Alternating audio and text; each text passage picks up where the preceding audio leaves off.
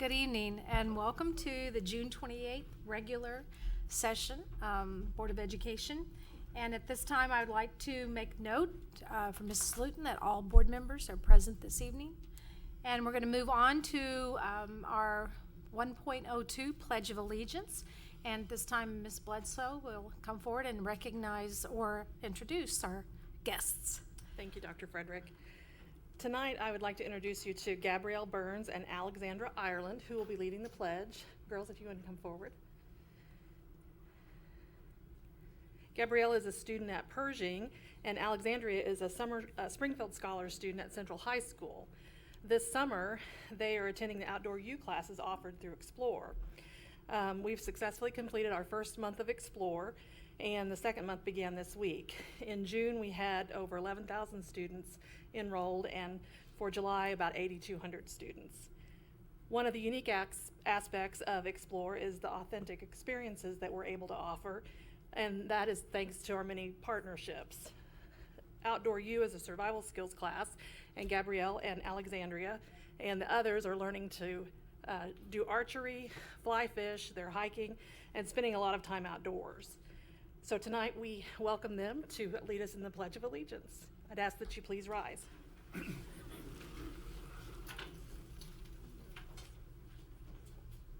pledge allegiance to the flag of the United States of America and to the republic for which it stands, one nation, under God, indivisible, with liberty and justice for all. And we'd like to thank you for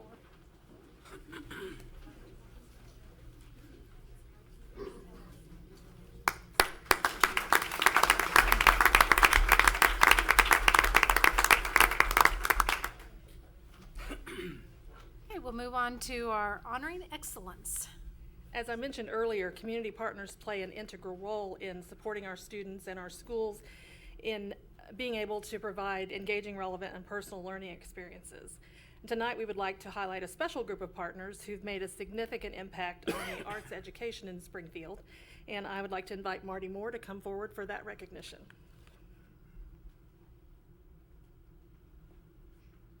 Good evening.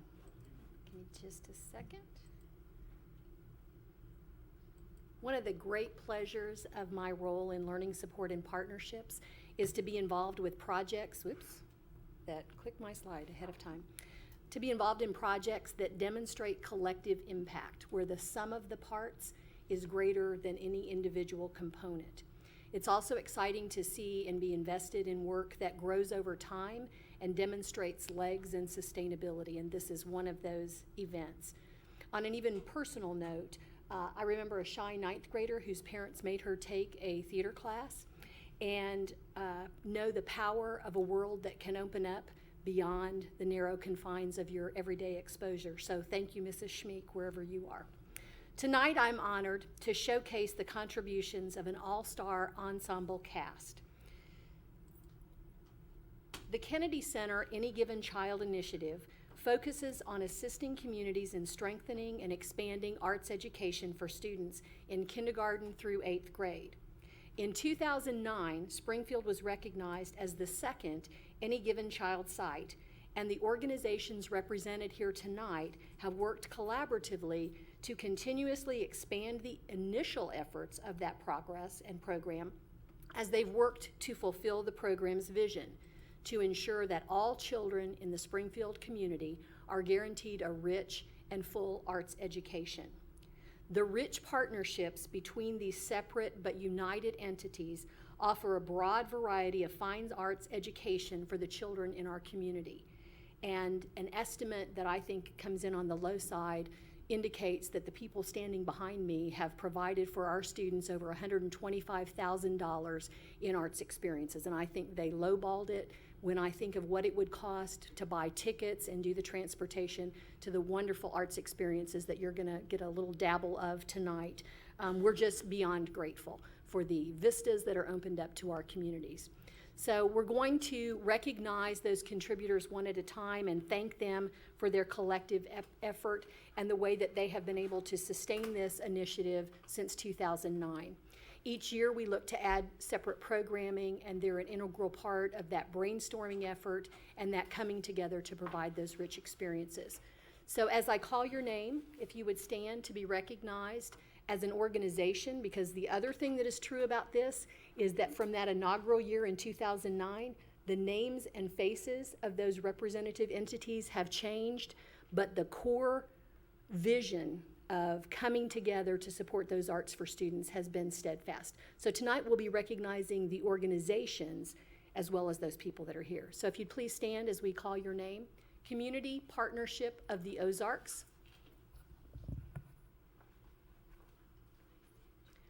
My Studio to Go, Jeannie Morris. Springfield Art Museum.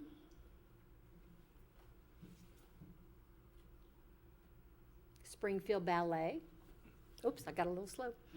Springfield Regional Arts Council.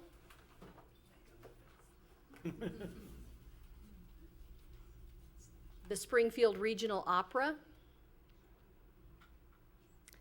The Springfield Symphony Orchestra.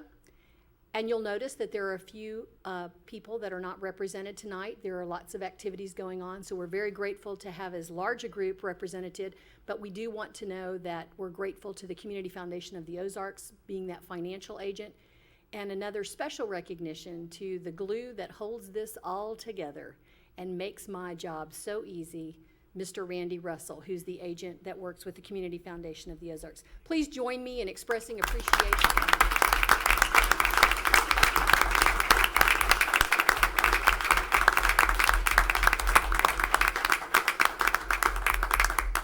So much for the work you do to provide those engaging, relevant, and personalized experiences for our students. Can't thank you enough. Comments? I'd like to echo those exact words by Mrs. Moore from the board. Thank you. Thank you. Thank you very much. Thank you. Huge.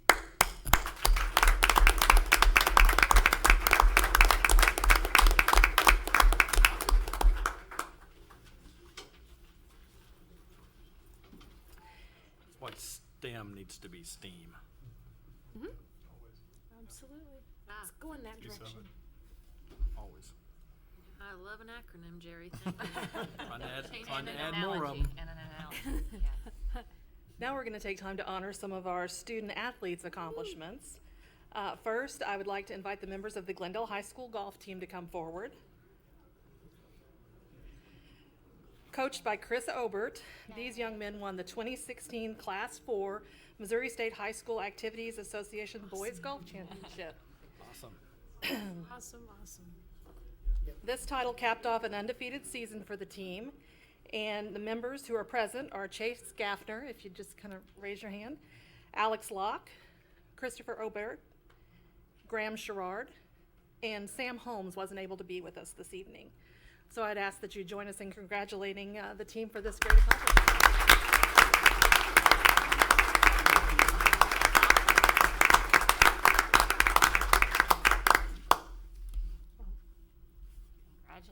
Congratulations. Congratulations, guys. If any of you are interested in giving lessons, please let us know.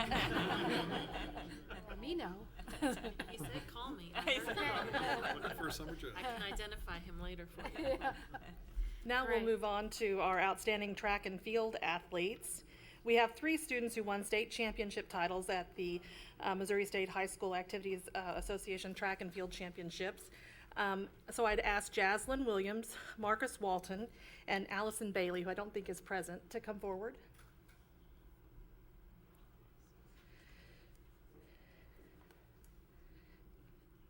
Jaslyn is Jaslyn graduated this spring. She's from Central High School, and she took the title in the long jump at the state championships. So congratulations.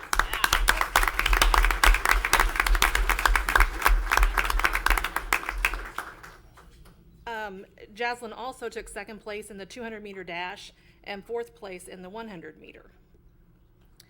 Marcus is a junior at Parkview High School, and he won the state championship in the high jump. Wow.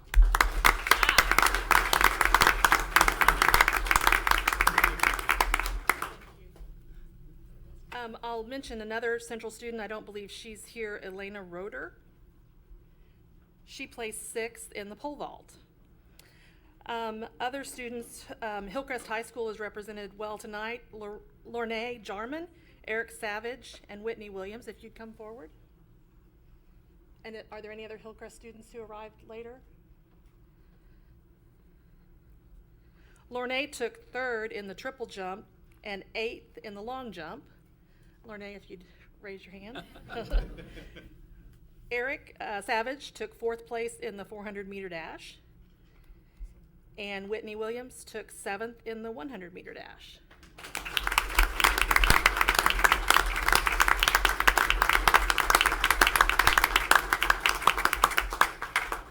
And then Isaac Samples, who I don't think is with us this evening, he placed 7th in the 110 high hurdles. So congratulations to these students. Congratulations to all. And I think we have one Kickapoo High School student with us, Kennedy Arntz. If there are other Hillcrest students, please, or Kickapoo students, please come forward. Kennedy took 3rd place in the shot put and set a school record in her event, so we congratulate her.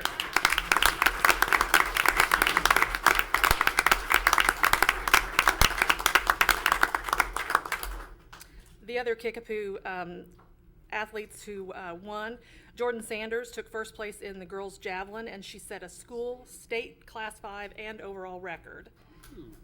Allison Bailey, I mentioned her already, and Nathan Hall earned 4th place in the 3200 and 9th place in the 1600. So we congratulate those students, even though they're not with us this evening. Thank you for coming tonight. Teresa, if we have parents here, could you just raise your hand if your folks are here with you? Congratulations. Congratulations.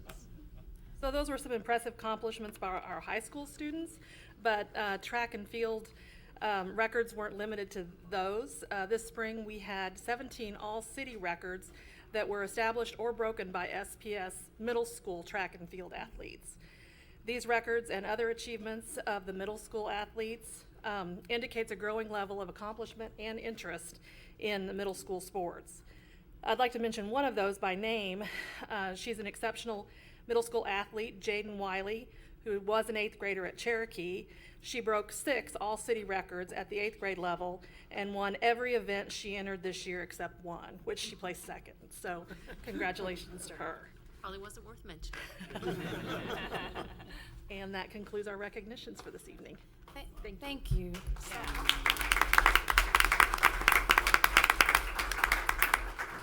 And as board members, we read these names in the paper, and we occasionally see a picture, but it's so neat to have them come, to take the time and come, and so we can actually see them, and we're very proud of what they do.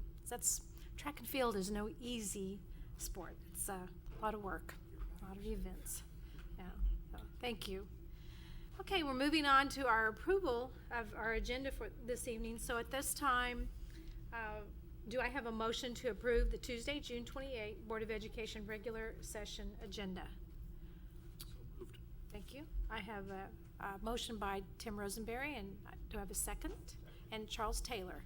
So at this time, we do need to vote to approve our agenda for the evening.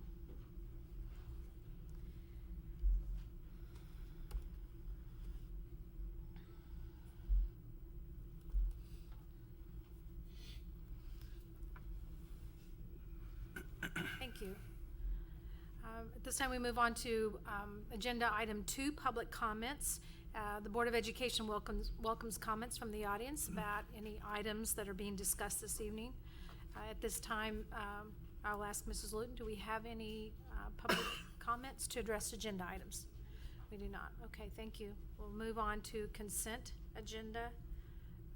Our consent agenda items. Those of you that have been with us for quite some time, we received our consent agenda minutes, financial, personnel, at our study session on June 7. We've had an opportunity to ask questions, make comments, have discussion, whoever's asking the question with the appropriate administrative person. So at this time at our regular meeting, we will get a motion to approve all consent agenda items, which is 3, 4, and 5. So at this time, do I have a motion that the board approves consent agenda item 3, 4, and 5? So moved. Thank you.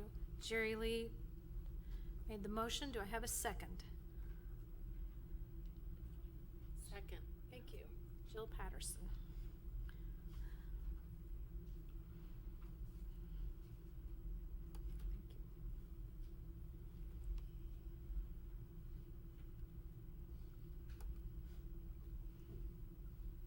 Thank you. Motion carries. We'll now move to our treasurer's report. 6.01, our monthly treasurer's report. Ms. Zimbri. Good evening.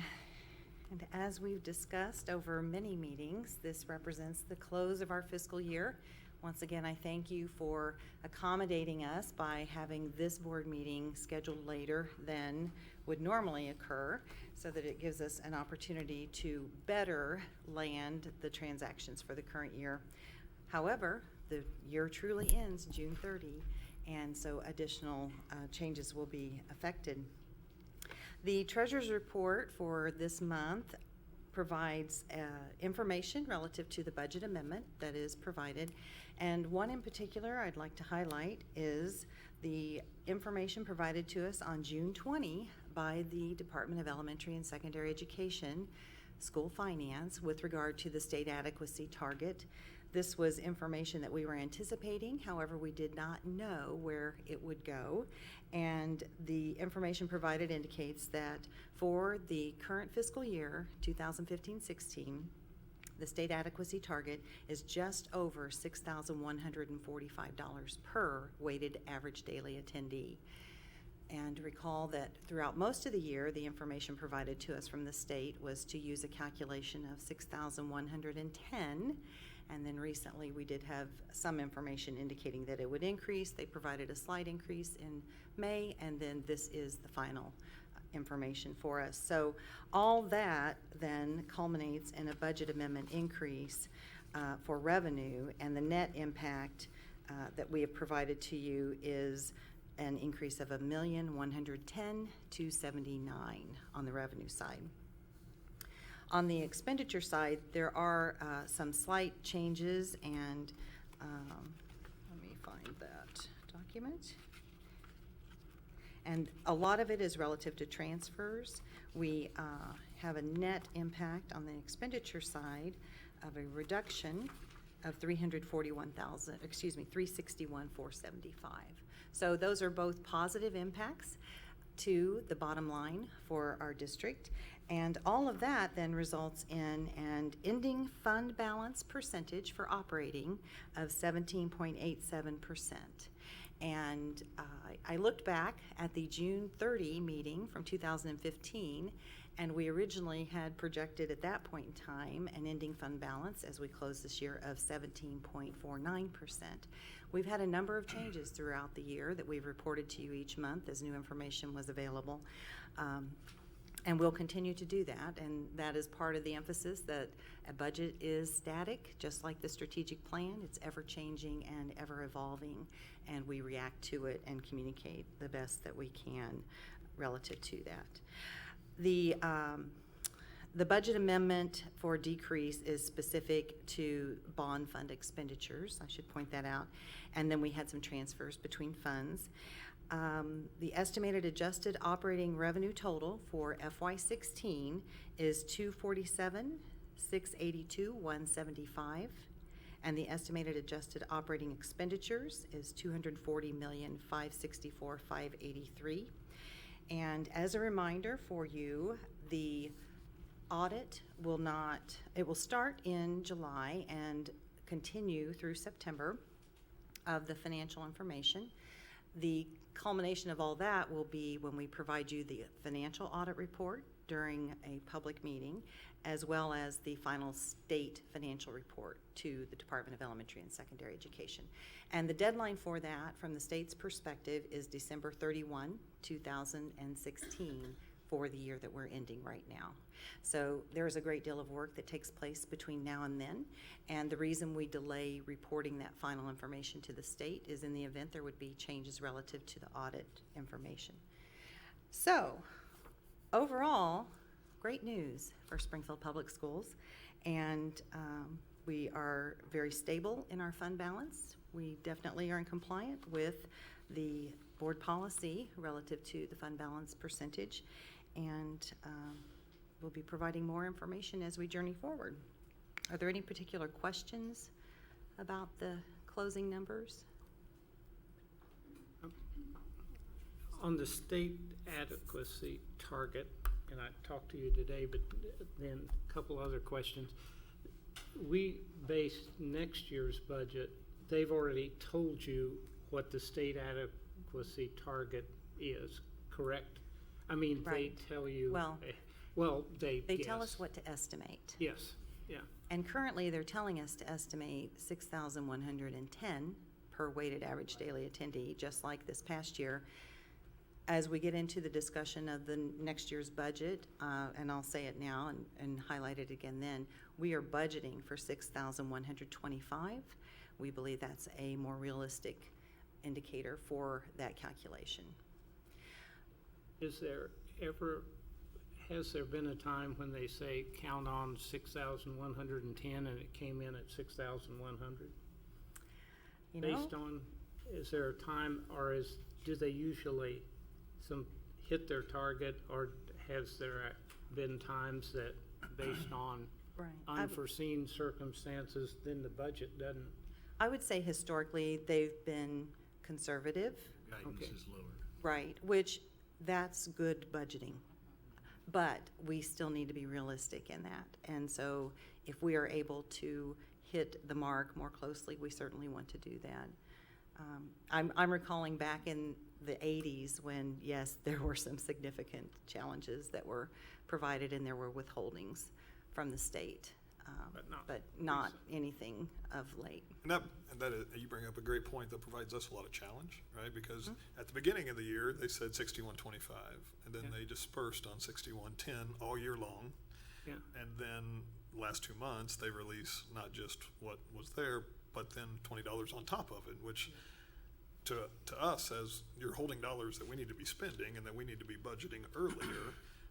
And then what we understand is the $70 million that's going into the formula for next year is supposed to hold the adequacy target at about steady. So if we ended at 6145, that 70 million should hold it at 6145.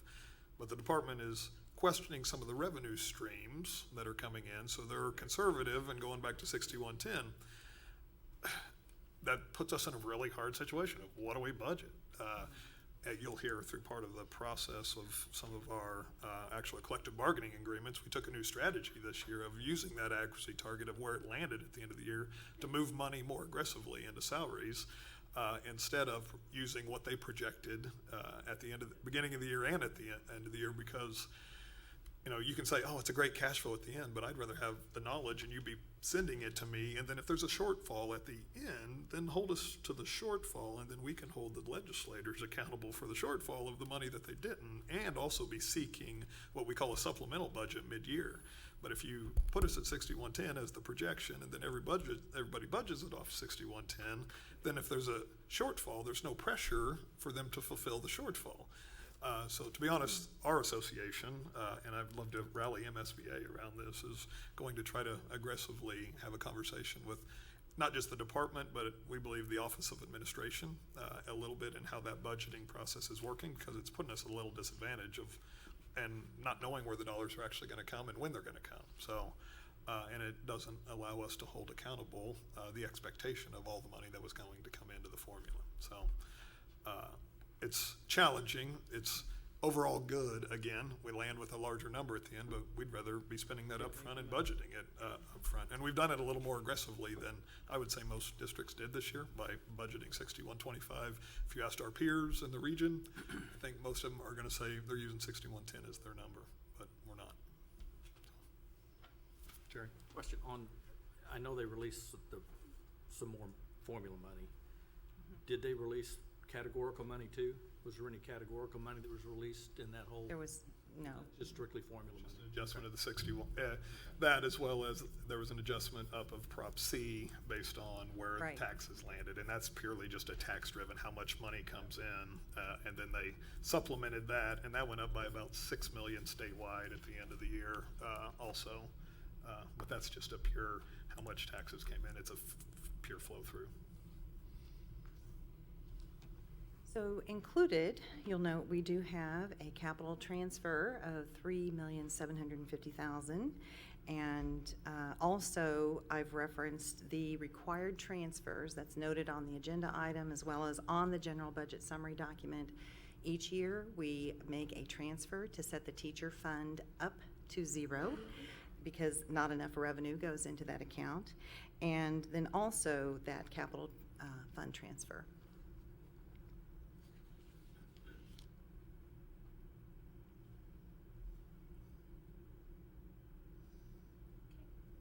Any other questions, comments regarding?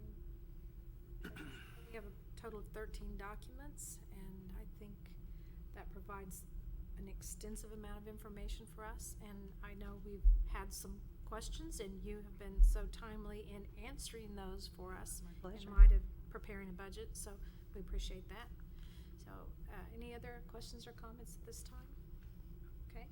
Then, oh, Just one, we're just voting to transfer fund $3,750,000 into the capital projects funds. We're not voting on specific projects. We're voting on an amount of money right now. That's correct. Yeah. And as part of the budget presentation, I have some Yeah. of that information, but if I may, I'll expand on that a little bit. Remember that we had a multitude of requests that came forward and totaled in excess of $40 million. And we are also in the middle of our facility master plan study. We anticipate a report to the Board of Education at the August meeting, and this will help us in that effort to address some of those immediate concerns, along with other financing strategies that will need to be developed. So at this time, I'm just looking for a motion that the board approves the treasurer's report as presented. So moved. Rosenberry, a second. Second. Alina, Leonard, thank you. This time, please vote.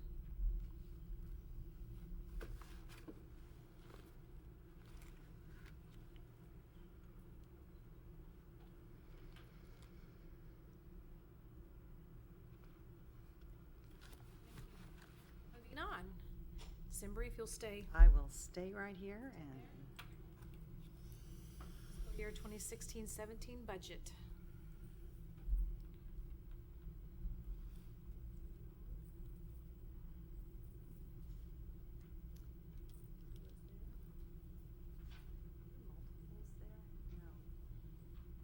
okay, well, let me log on again. I will do that.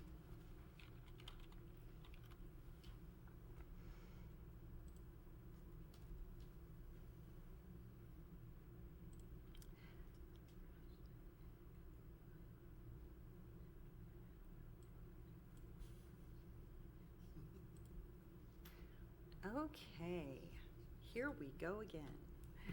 This represents our 8th opportunity to talk about the budget and the development of the budget.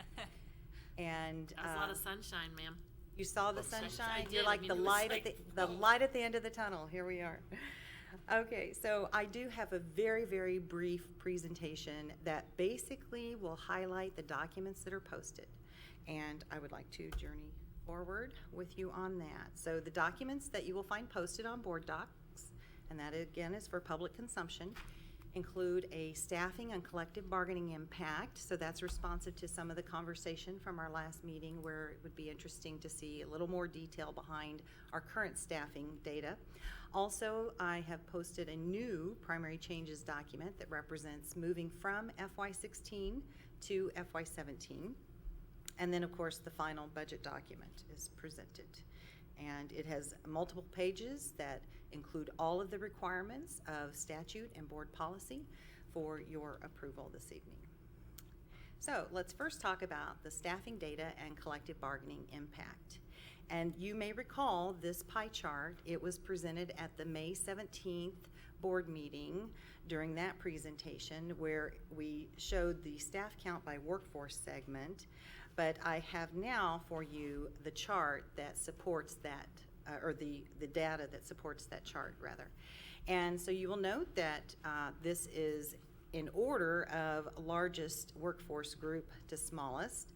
We're showing total regular positions of 3,319.23 full-time equivalency. So if a person works half-time, they are a 0.5. The teacher group shows currently the salary and benefit total is just over $112.6 million, and the FTE is $1,839.78, representing 55.43% of our workforce. The support services, I do have footnotes for you down here to further explain how those are categorized. Maintenance, nutrition services, transportation, and custodial represent 16.75% of our workforce, and that's 555.94 FTE. Paraprofessionals are the next group, and there are 314.14 FTE in that group. Administration comprises 6.67% of the workforce segments, and there are 221.49 FTE. I would like to point out that included, our schedules are a bit different if you compare this data to other salary schedules for other school districts. We have a number of what would typically be referenced as professional technical positions that are included on that schedule. So I think that's important to note for you. Yeah. What do you- Give us an what's- example. Category could you just state that? Okay, there could be project coordinators, and I'm just speaking from the operational side right now, so project coordinators who, they're not administrators, but they are exempt employees, and so a number of those exempt employees have been included under that category, Which No. category? the administration. Another example would be like online course developers. We have a couple people that work to develop our online courses because we don't have a professional technical schedule. They were placed into administration somewhere historically just because that's the only other schedule that existed. So other systems where we've been a part, there's an administrative schedule, there's professional technical, which is support and delivery of other products. Those are a couple examples of a few FTE that would be.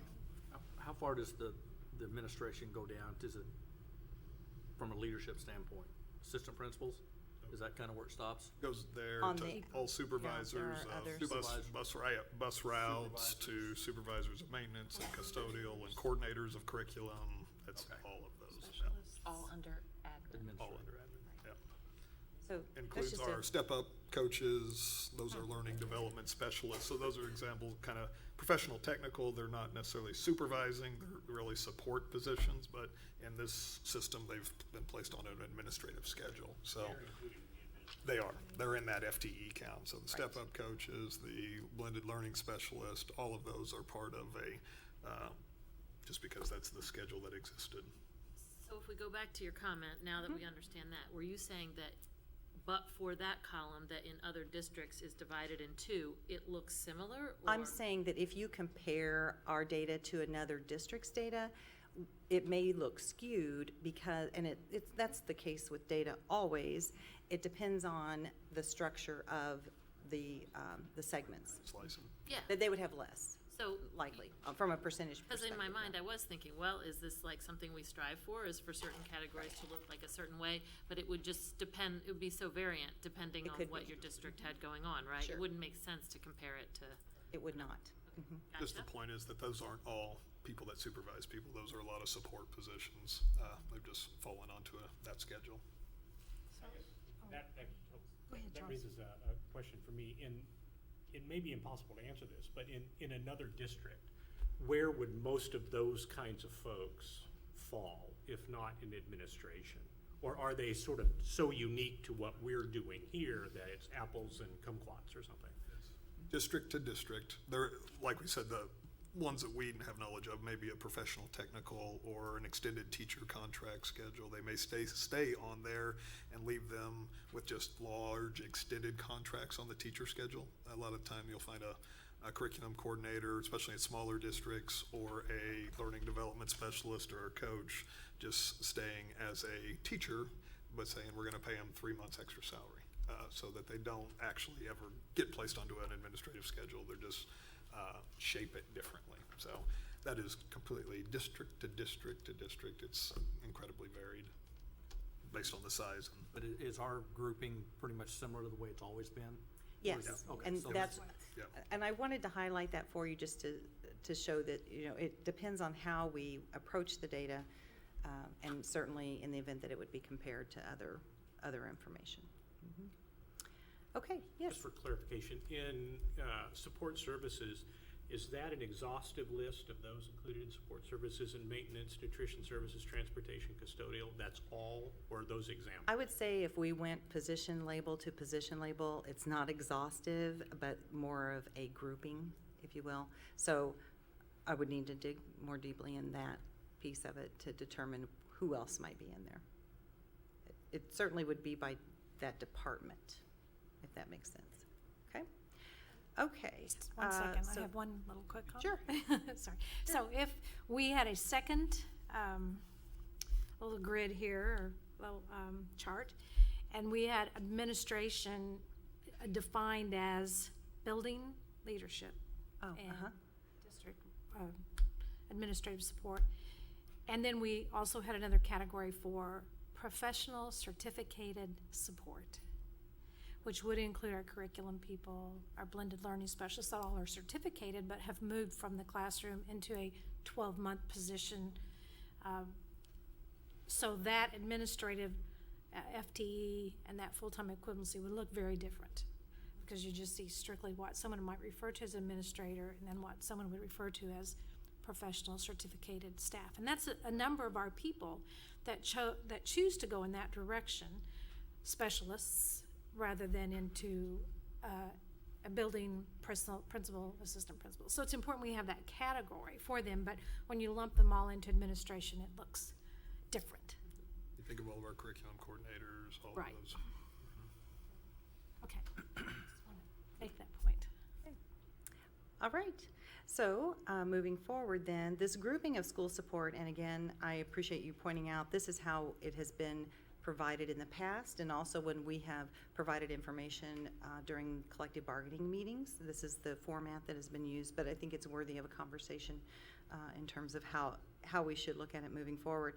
But we do have the school support, including nurses, occupational therapists, physical therapists, attendance advisors, parent educators, the school police, and then instructional technology staffs are also within that group. Representing 6.6% or 219.3 FTE. And then the last group identified is the clerical support group, and there are 168.59 FTE representing 5.08%. And that again is current year data. Okay, any other questions about that? All right. So. Maybe I do yes, have a question. Sure. So did these fluctuate very much from, I mean, this is, I think Jerry asked this question to be sliced like this at the study session, but then, so this is very helpful to be able to look at this, so thank you. But if we looked at last year or the year before, sliced like this, is there very much variance? I don't have the information in front of me. I would say that typically no, and sometimes it can depend on what point of the year that you would be extracting the data. Another challenge that we have in looking at the data, and part of it's just how we have to set people up in the system. If I could highlight the school police section, and I will tell you that in other districts where I have worked, it is a similar repeating challenge. You have to enter certain employees as a 1 FTE if they're paid off of a timesheet. And so that might be an overstated reflection of FTE. I haven't drilled into that one to determine if there's another way that we could do that with our system, but it would be something we would need to explore too. Did I answer your question? It depends on what point of time in the year. It could fluctuate because of staffing. just curious, and we can. But from a have year to year, I would say that this is very similar to where we were last year because we limited the number of employees that we added coming into this current year. We communicated that, but you will always see fluctuations like with school bus driver positions, and because there's a lot of in and out. But what if we took her question and said, if we always looked at it in December, or we always looked at it Right. in July? It would, then it would be remain fairly similar? significantly constant, yes. Is that more to the point? Because I get that Yeah, there'd be I changes. mean, I guess I was just curious, like, last year, did we have 20% of this versus 16%? Or were there any major changes that we? Right, point? I would not anticipate significant changes other than the certificated positions that we had added. Okay? We'll move forward. I'll see if I can get this to work now. There we go. Okay, so the next document that is posted out there for your review represents the primary changes from FY16 to FY17.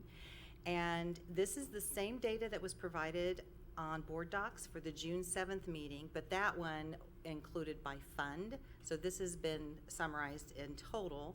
It also reflects those June budget amendments that you just approved. And also, I want to highlight that we've adjusted the bond funds to be relative to that which we anticipate rolling into the new year. And the bottom line with the bond funds is we are at that point in time. We anticipate this year we will spend down the bond funds and it will end.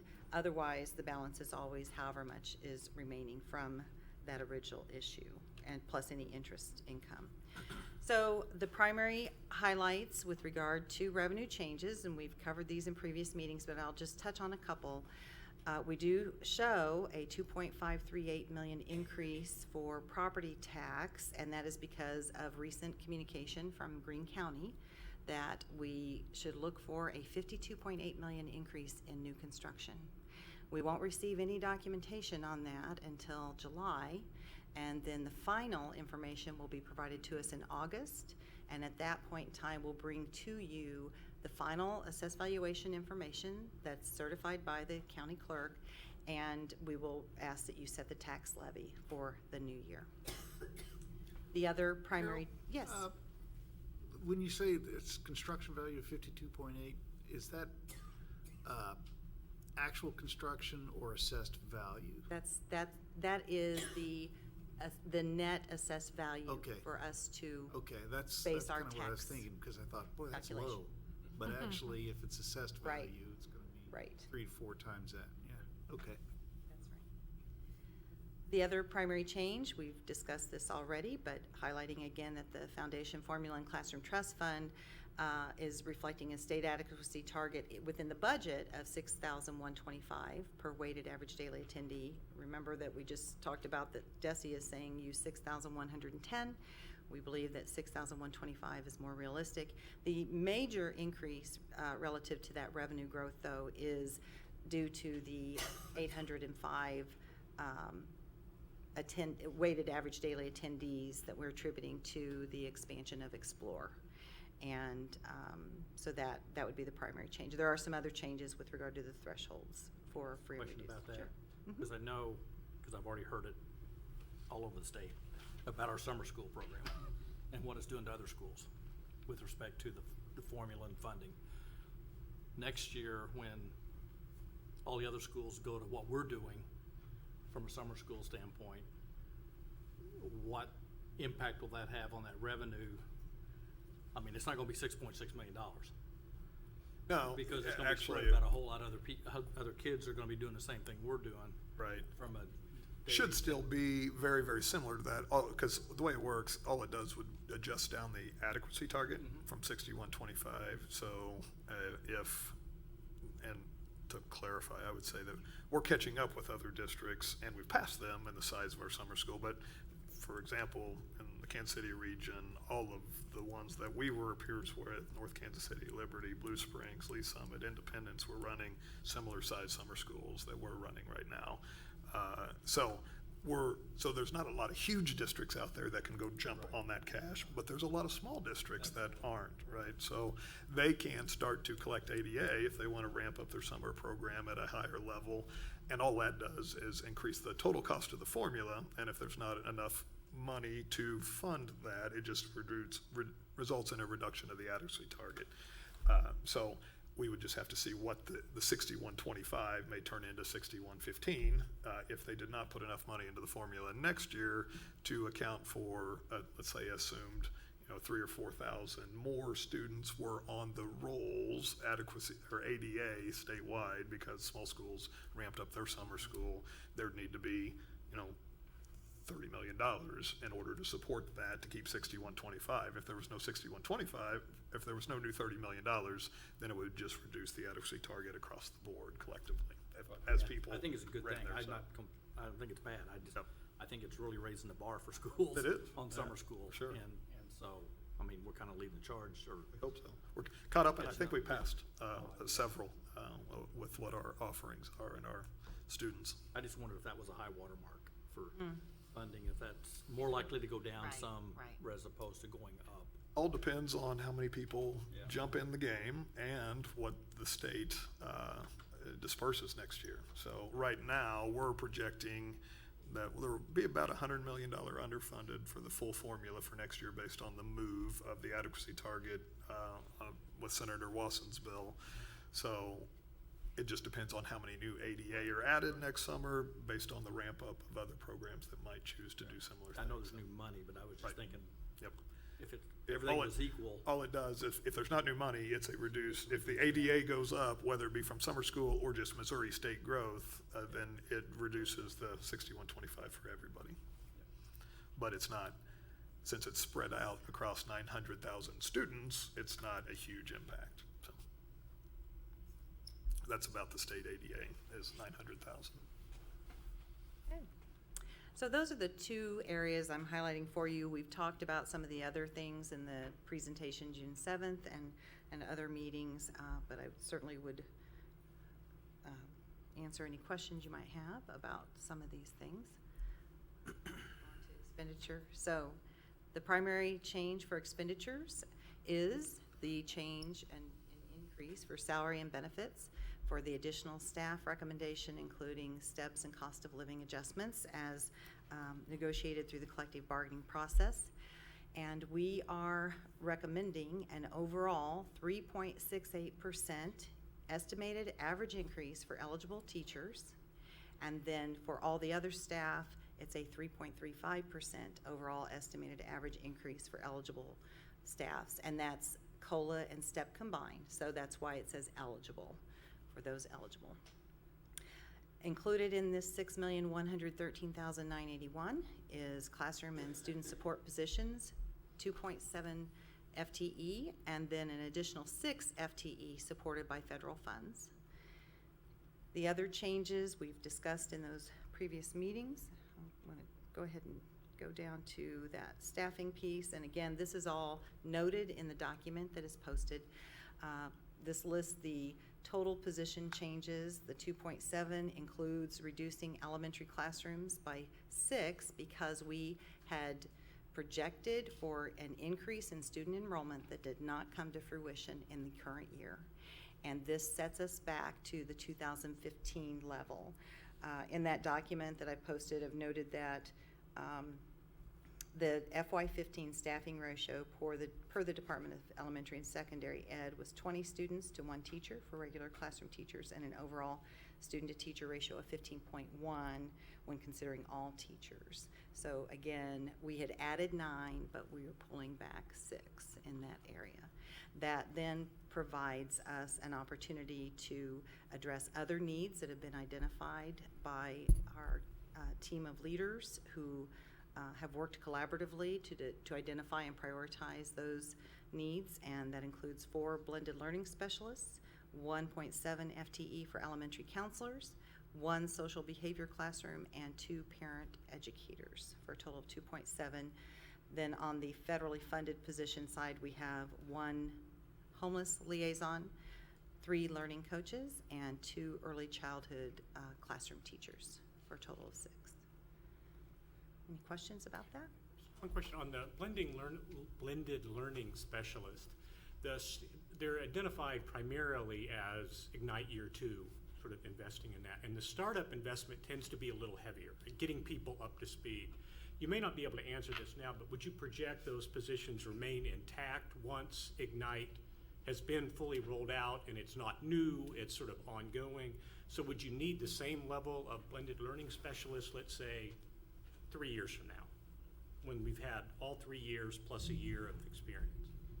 In general discussion, just so you know that, we had 4 last year, we added 4 for this year.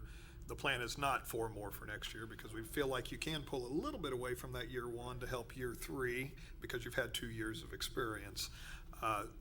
Pulling back from those 8 after year 3 implementation, I don't think we can answer that yet. It's going to depend on what staff needs are and what they're telling us. So we don't see us adding 4 more next year for the same position. We do see shifting the support a little bit and balancing the load, but I don't think I can predict whether or not that rolls off the table or their position morphs, 2 years from now. So I didn't mean to ask you to sort of project a year out the No. next budget. This is hard enough to do it this year. Yeah.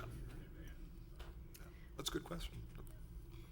I'd like to go back and just kind of clarify one thing that, okay, so we projected an enrollment of an additional 250 students beginning school year 2015-16. Is that correct? The Correct. 250? That is Okay. correct. And so we only had, so we ended up with only 171 increase or not 170? I mean, so we only had 80 students, an increase of 80 students. Approximately that. Approximately, well, 79, okay. And So- it was primarily on the secondary side. Okay, so we projected more than we had show up, or that enrolled. And so that's kind of in relation, although the 6 reduced are from elementary. Correct. And what looks concerning about, it's not that we are not letting 6 teachers go. It's just through, I'm sure, Through attrition, retirement. yes. But what is encouraging, which would be concerning to see that, what's encouraging is it doesn't appear that our class size is increasing as a result, correct? Right. Just resetting back to where it was before we added them based on the speculation of increase. Right? So it's resetting to the 14-15 level. Because I know that at one point we were hoping to keep a 24-1 ratio elementary, and 26-1 middle school, and 28, I think I'm maybe going back a few years here, high school. But we're still at that level, actually lower, 20. Right, and this is the information students per provided by one. the Department of Elementary and Secondary But Education. that's not what we as a district are at. We're not, so where is our ratio as a district in terms of elementary per teacher, student per teacher? I don't We have. don't We don't have it Okay. broken out. We have the state's numbers of the report. Okay. 20-1 is the system-wide average of regular classroom teacher. So what we're hoping with this reduction of 6, that we won't, if we start the year out, that we won't start hearing about huge class sizes, 27. Hopefully not. 28. And if so, Should not be any increase bigger than it was when we showed up in 14-15. Okay. It should be the exact same class size because the student number of FTE and the number of students are the same. Now, different kids are in different places, right? Different grade levels. move on. And all of those things play out. But the staff to student ratio for elementary is the exact same, should be as it was in 14-15. And then once school starts in the fall, we'll still have the option of, or still have the process of Yep. looking at class sizes and bringing to the board the request if we need additional elementary teachers. So we may pick up That's correct. additional teachers. Hopefully we'll have a lot of kids show up on the first day of school or first week. Okay, great conversation. All right, so that was the staffing and collective bargaining impact document and the primary changes document. So now we're into the actual budget recommendation for the 2016-17 school year. And this is a slice of the general budget summary document that is part of the comprehensive document posted out there. But because that's kind of hard to read, I've chunked it out into 3 different segments. So this, again, restates the general and teacher fund, or what we call the operating funds. And you can see that while we are ending our current fiscal year currently at an estimated 17.87%, we will see a drop in the fund balance percentage as we roll into the next year to 17.02%, and that is anticipated. Part of it is, as Dr. Jungmann referenced previously, we were creative in terms of trying to address the influx of that state revenue that we thought we would receive by the end of June, and it did materialize. And so that's part of that change. And you can see, actually you can't see it right now because I don't have the other document pulled up, but while our fund balance, the dollars, actually grows, because the expenditure base grows, therefore your fund balance percentage will decline often. And that is, it's a simple calculation of combining the balance of the 2 accounts and dividing it by the expenditures of the 2 funds. Okay? The next section of that general budget summary shows you the rest of the governmental funds for which we must budget and also report to the state of Missouri, and that includes the debt service fund, the capital projects fund, and the bond funds. And I want to highlight for you, last year when we had this conversation, there was a big difference in total funds between operating and all governmental funds, and that's because there can be significant changes within debt and bond. That's relative to refunding or refinancing debt service issues, or it's relative to the taxpayers voting to approve a bond issue. We have an influx of cash. We continue to spend that down as the projects are completed, and that bond fund then becomes depleted. So I mentioned this previously, but you can see we're now saying that we may start the year with a little over $6.7 million of bond money. We are anticipating interest income of $27,976, leaving us with approximately $6.8 million to spend for bond expenditures, and we've budgeted all of that without yet having a plan. That will be something we will bring to you in the coming months, how we might recommend spending the remainder of those bond funds. So it shows then the ending fund balance at 0. But of that 6.8 million, a good deal of that is already committed. It's committed, yes. We've Current got projects. To primarily. 2.5 million is Kick the available. You are correct. You're correct. Mhm. On the debt service fund, you can see that in a normal year, and so this is a normal year that we're representing to you, the revenue, which is this number here, 20.9 million, the expenditures, 21.975 million, that will run relatively consistently to one another. And we typically land that fund balance close to $20 million in that account. And then in the middle column is the capital projects fund, and again referencing the facility master plan and the work that will be coming forward. We have in the past, I believe, budgeted maybe $3 million a year. We have increased that the past couple of years for the capital projects fund purposes, and based on routine maintenance that is needed throughout our district, this is a large system. We need to be providing additional dollars in that capital projects fund on a regular basis. And all of that will be discussed as part of the facility master plan recommendation as we move forward. Of the 400 requests or want list that's out there, were there, out of that 44 million, were there some that really go into facilities master plan Absolutely. projects as Big chunk. opposed to, Right. big chunk of it would Was fit gotta under hold that? this until we know what Okay. this says. That's exactly right. You don't want to spend this and then it be affected Till you by, know. put a roof on a building that you want to renovate or do something else to, so. But I'll say that Carol sent me the breakdown of what's in here at my request, and I applaud the diversity of work that's being done in there and how much of it appears to be going right into the classrooms. not all of it, you know, there are still roofs that leak, and so we want something not to come into the classrooms. The and those are big projects, but there's a lot of small projects that are going to make a big difference inside the buildings, and that's something that I'd been looking for in previous capital projects that hadn't seen as much of as there seems to be in this. And I think a lot of that is because of the process that that was implemented this year. And so I'm very supportive and excited about the direction that capital projects is going.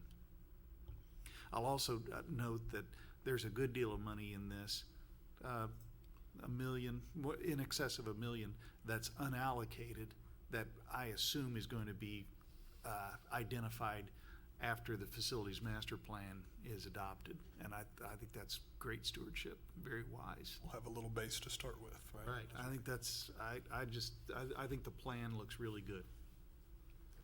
To Mr. Rosenberry's point, we had to lock down at some point in time in order to bring data forward. And so a number of the estimates were truly rough estimates, and some of that unallocated is also to accommodate any fluctuation and change, but certainly to also address any new needs that are identified as being urgent to occur in this coming year. Okay, so overall, total all governmental funds, the revenue budget is $290,261,304. The expenditure budget is $297,082,162. And that takes us to, there's my commentary about the, we had 398 requests at an estimated $44.3 million, but we will be addressing much of that, the strategy for how we would address those needs as we bring forward the facility master plan report. The Health Benefit Trust Fund, I shared with you at a previous meeting, is the internal service fund, and we budget a flat $28 million each year as we continue to grow in size of number of employees and experience with regard to our insurance program. You may see those numbers change in the future, but they would change equally.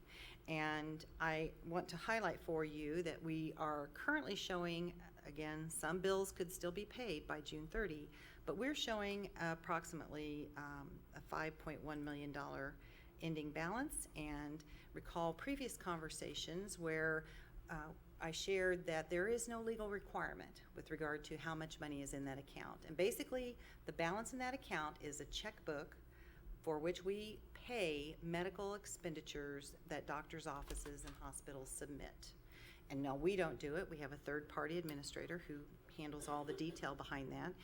But standard best practice when you have self-funded insurance is that the balance should be the equivalent of 2 months of average claims of those reimbursement costs to those facilities and doctors, and also 1 month of administrator expense. And for us, that calculates to be just under $4 million. So we are very stable with regard to our health benefit trust fund, the balance there, and we will continue to evaluate this. We look at it at least quarterly, oftentimes monthly, and would provide you any additional information if we believe that that needs to change, if we had significant claims. Okay. I didn't mention much about GoCaps, but just let me comment again. That just shows you, again, we are the fiscal agent for the Greater Ozarks CAPS Fund, and we are showing a slight increase in fund balance relative to the current year, and that is all tuition supported, whether those are tuition checks that are written to this fiscal agent account from the Springfield School District or from those other participating districts that are provided to us.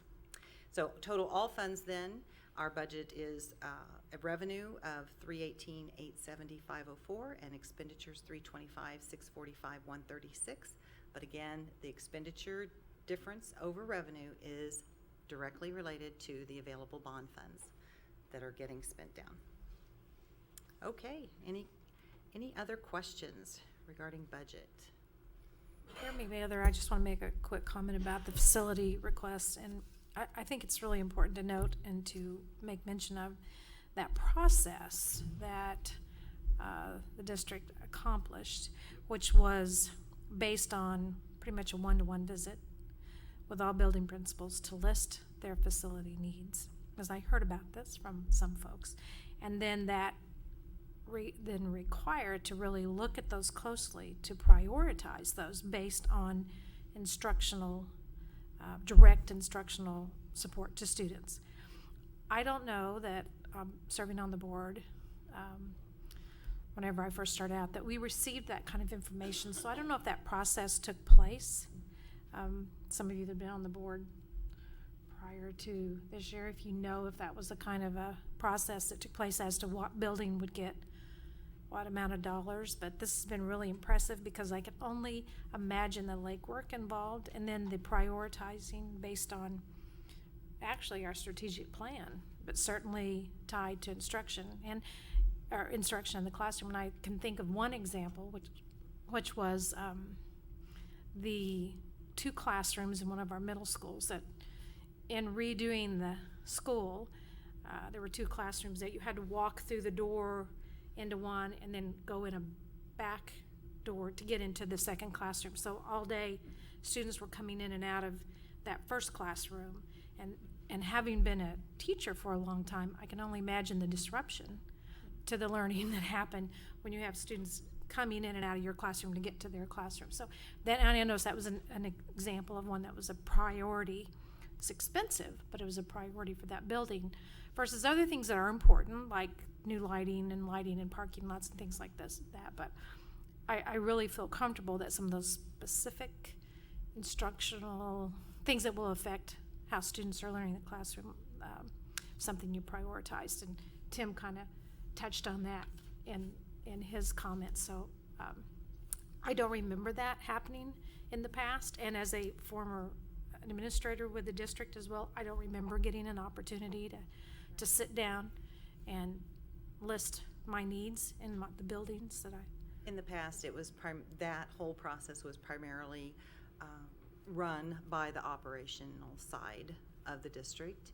And this year we did engage with our instructional leaders and collaboratively identify the most important needs to support student learning. And that's what you're seeing through the identification of these That was items. kind of my comment, my historical comment there. So. Any other questions relative to the 2016-17 budget? Okay, folks, are we ready?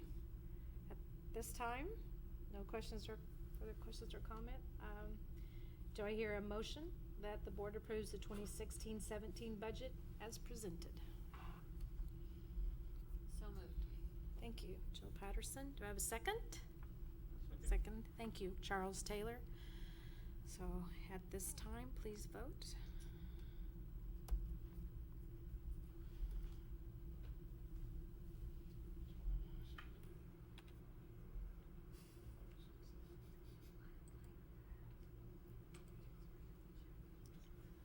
Thank you. Voting is complete. Are you sure you want to sit down, Ms. Embry? I am Stand quite for a while. finished. Are you? I was surprised you stayed that long. Actually, you're not. Oh, so she'll be. You're never really done. Okay, we're moving on to 7.01 academic update and assessment calendar. Very exciting to hear. As Dr. Dawson and Ms. St. John come to the podium, I'll introduce a couple of the opening slides. As we've just talked about, a lot of resources that we spend. You were there for this event. So graduation, we're going to assume what school based on the color? Parkview, very good, good job. I recognize those individuals. Do you know the children? Nice They work. spoke. Yes. Some of our great graduates, obviously, and that's what we're here is to produce them. And that's what the community expects of our system. And we continue to work to do that. And as we focus on what matters, we want to have a little update tonight. And a lot of things matter when it talks about creating that student or that outcome at the end of their educational career. And we know they're not done, but putting them on the right path to success. And as I remember entering this system, you granted me the opportunity to spend a little time on a listening learning tour where I had the opportunity to talk to community leaders, students, staff, administration, yourselves as board members, as well as a lot of parents, and collect a lot of data. And I heard a lot of great feedback around the quality of Springfield Public Schools and the understanding that we want great things for our graduates, and a lot of things matter, and that standardized tests are a part of it. They're significant, but they're insufficient in overall telling the whole story of our system and of our graduates. So tonight, as we give you a chunk of this, it's not the entire thing. This is one of those things that sometimes it becomes the only thing. And at the state level, the APR, I'm starting using acronyms, sorry, Jill, Annual Performance Report, the MSIP report, all of the different acronyms at the building level APR, the district level APR, all the things that come out really don't represent the entire picture. So we asked, if you remember, what are the outcomes? What are the priorities that you have as a community?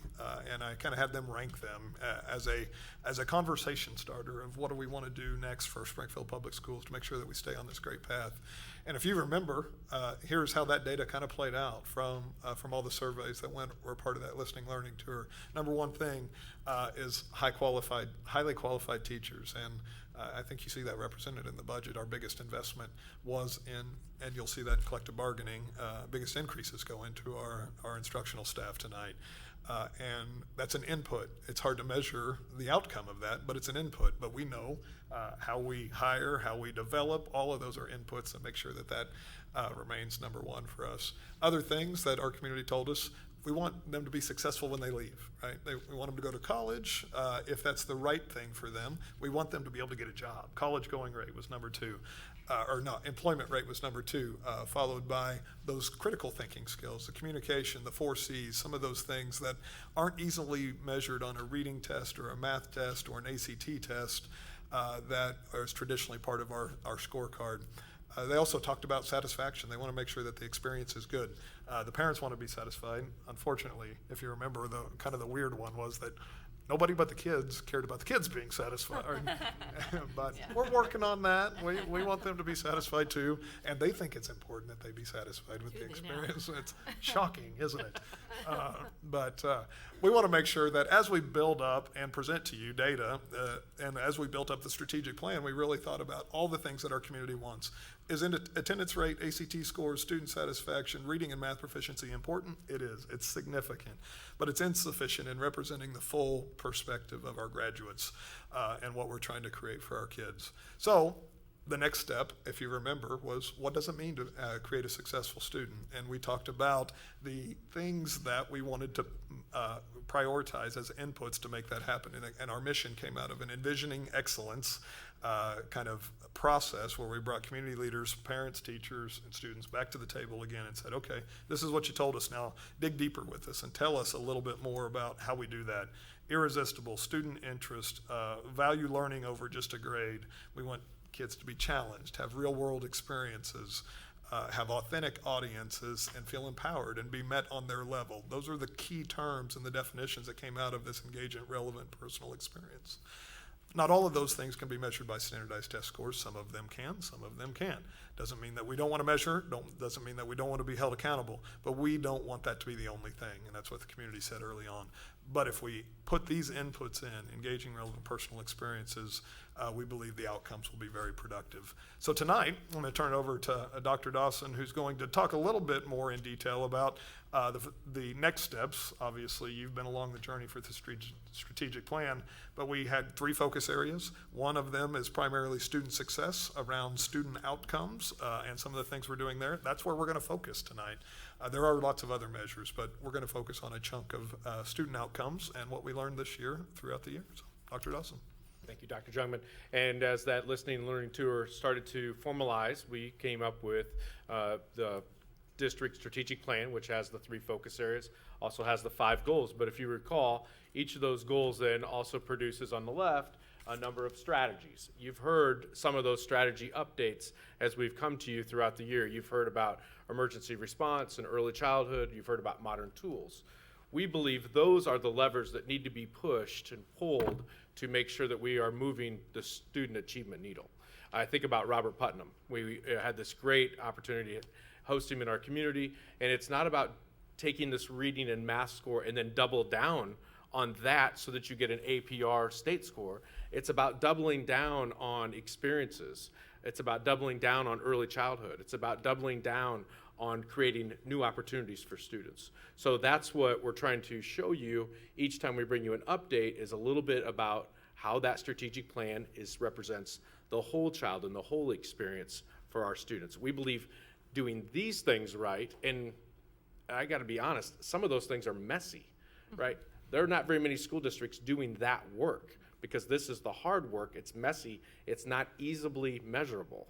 So it's easy for a school and a school district to say, okay, we're gonna chase this score, and we're gonna start doubling down on math, and we're gonna start doubling down on reading, but they get to the end product of their graduate, and it's not the whole child. They've just moved a needle of that.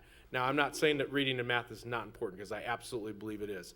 But when I get to go visit explore sites this last week, and I see a student fishing and catching their first fish and talking about the ecosystem and being in the forest, I'm thinking, that's relevant. That is so personal to that kid. That's life-changing, and it's probably sparking a career in their head that we would have never gotten in the classroom.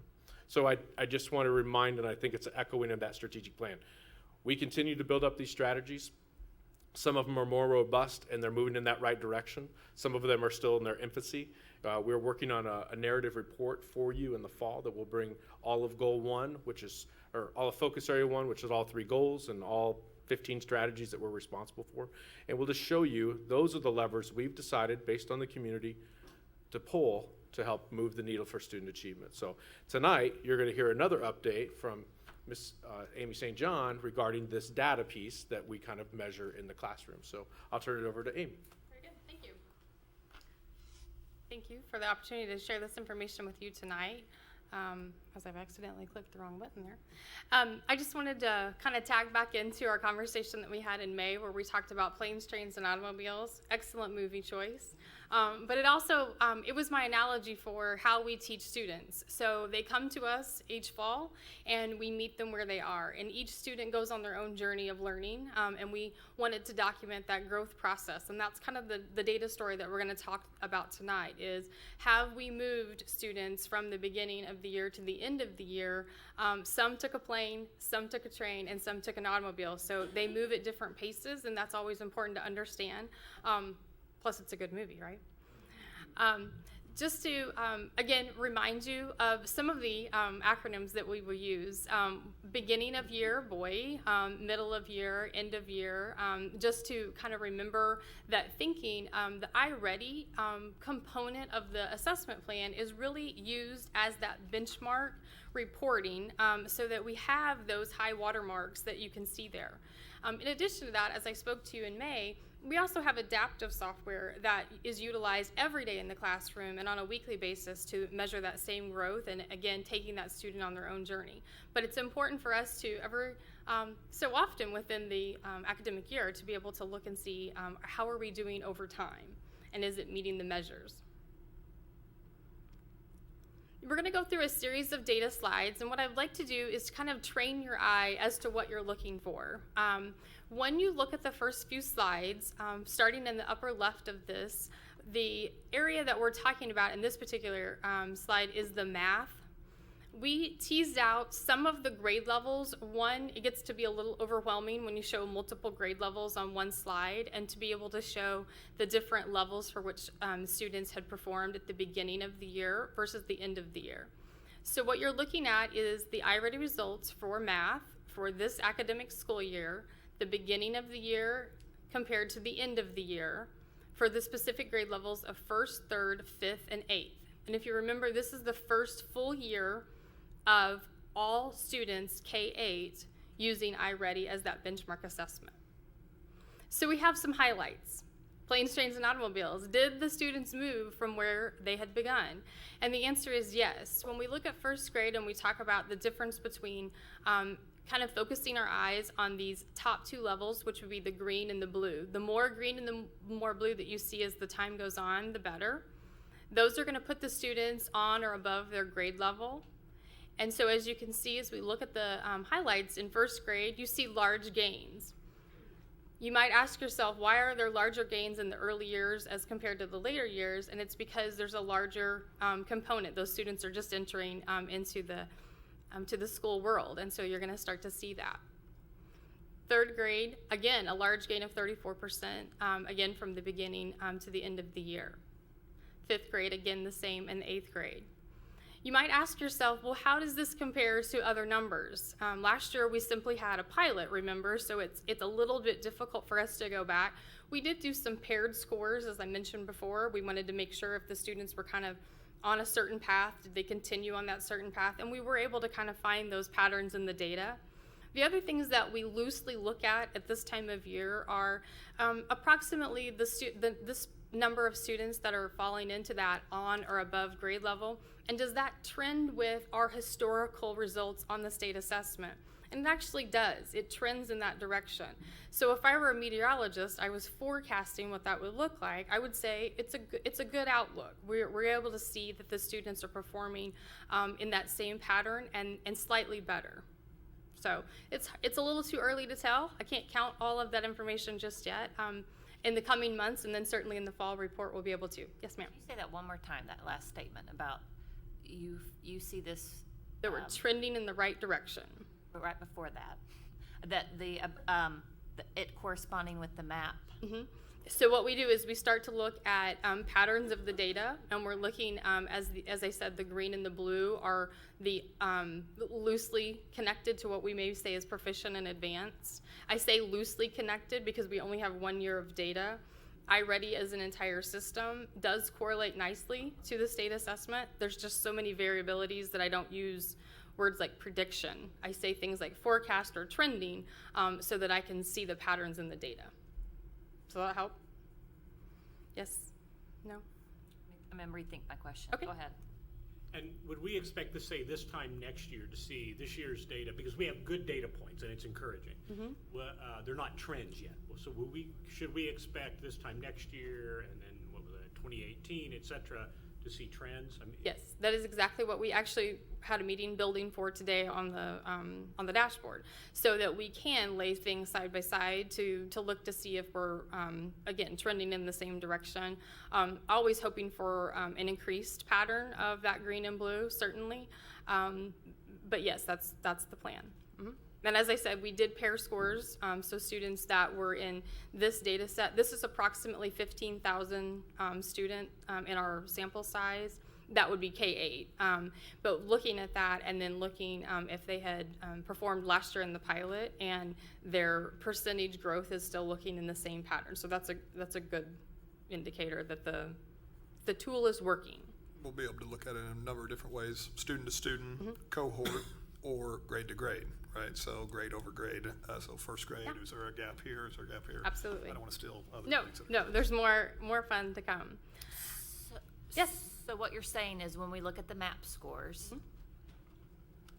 what we generally see in those MAP scores, we are generally seeing in the iReady scores. Correct. Is that an accurate statement? That is a very nice statement, yes. Okay. Understand that the map has changed multiple times in the last couple of years, and it's going to change again. Yes, So I do we remember can't- that. It's going to be hard to, and that's why we don't use Very words like general at this predictive, point, right. Because we don't know how that assessment's changed. and Absolutely. So that data is telling us that the instrument is consistent with the previous instrument. Mm-hmm. And that's really, that's a good way to say it, and that's what I talked with the team about is some of the points of data that you start to look at is, are we using the right assessment? Is it performing the way we think it would perform? So if it were a car, are the indicators looking as if, that's what we expected to see? I sometimes call that the reasonable person's test, so we're making sure that it's functioning in that pattern. And then that's when you go to look at another data set to kind of make sure that it calibrates to that. So next year, we should be able, as Charles pointed out, then we're going to be able to see whether we're making progress Absolutely. year to year. Yeah. Okay. And we, based on our last meeting, we understand that the iReady data will allow us to compare apples and apples because the MAP testing, the way it currently is comparing apples to oranges each year because it could change. Is that right? A little bit. Yes and I'm no. not good at analogies. Jerry's a lot no, better. that's a great question.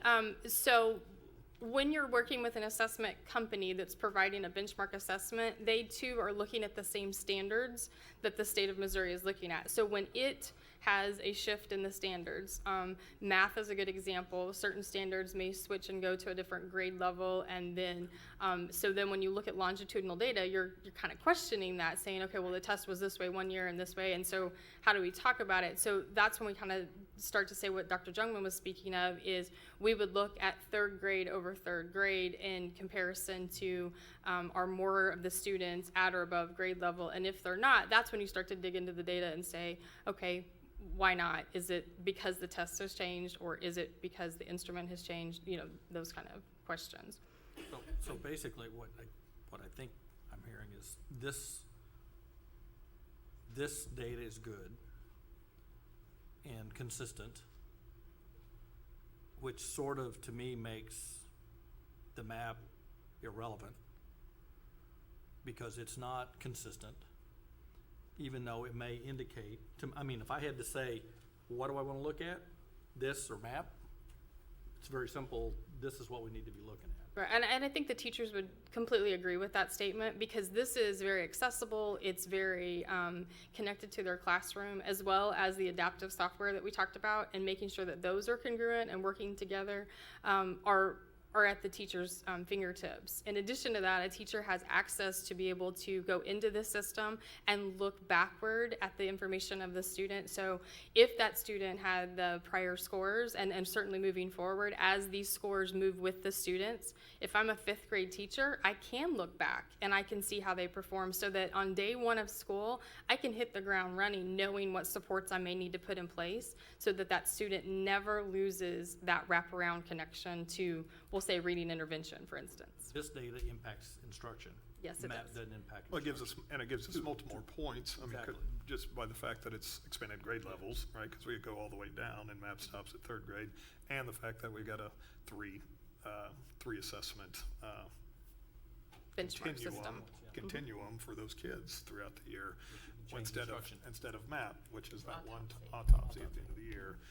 So we believe this is the tool that helps us move forward. And well, should we check it against MAP? Yes, we should, but it's, MAP's moving every year, so it's just a kind of a checkpoint at the end. This is the tool that we feel like is gonna be better for us to monitor. I do. Yes, ma'am. So this could be the fact that I don't have a background in being a teacher in this district, but what I'm wondering when I hear this is, so what support are we providing to our teachers to make sure that they are able to access this? Did they already know all of this? Or do we need to be doing something to make sure that that information is easily accessible to all of them? That's a great question. It is part of new teacher induction as they come into the district. So there's a training module that's available on Canvas, as well as we do kind of like a data work group with the building leadership, the data team of the building, to kind of infuse that thinking. So again, we're just kind of finishing that first year. We have great plans as we go into next year to really, again, go to the building, go to the classroom, and really kind of go side by side with the practitioners, so that we make sure that they do understand in a very simplified form how easy it is to be able to access that information. So they all follow the assessment plan, so they're all in the system, but it's really taking it to that next step and finding out what's available to them, kind of along the lines of what we talked about, is that background information on students that they may find very valuable in moving forward. Good, because it's great that there's someone like you who has all this great knowledge, but if we're not dispersing Absolutely. it well, and then also I am always thinking of the fact that those new teachers, they are attuned to this kind of information, but we have a lot of people in our system who may not be, and I want to make sure that we are tailoring their needs as well. That's a great statement, and I completely echo your thoughts on that, yes. And I'm also a very big proponent of things should be no more than about 3 to 5 clicks away from what you need to know, and really in a simplified form, because as we know, with a new vehicle, right, you can get in and there is 1,000 different new ways that you can do all kinds of things, but we sometimes just need to know how to roll that window down, don't we?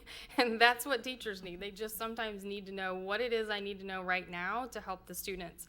And then as my comfort kind of gets there, then I can have more fun with the bells and whistles of it. And And some are more savvy, as you say, and some are.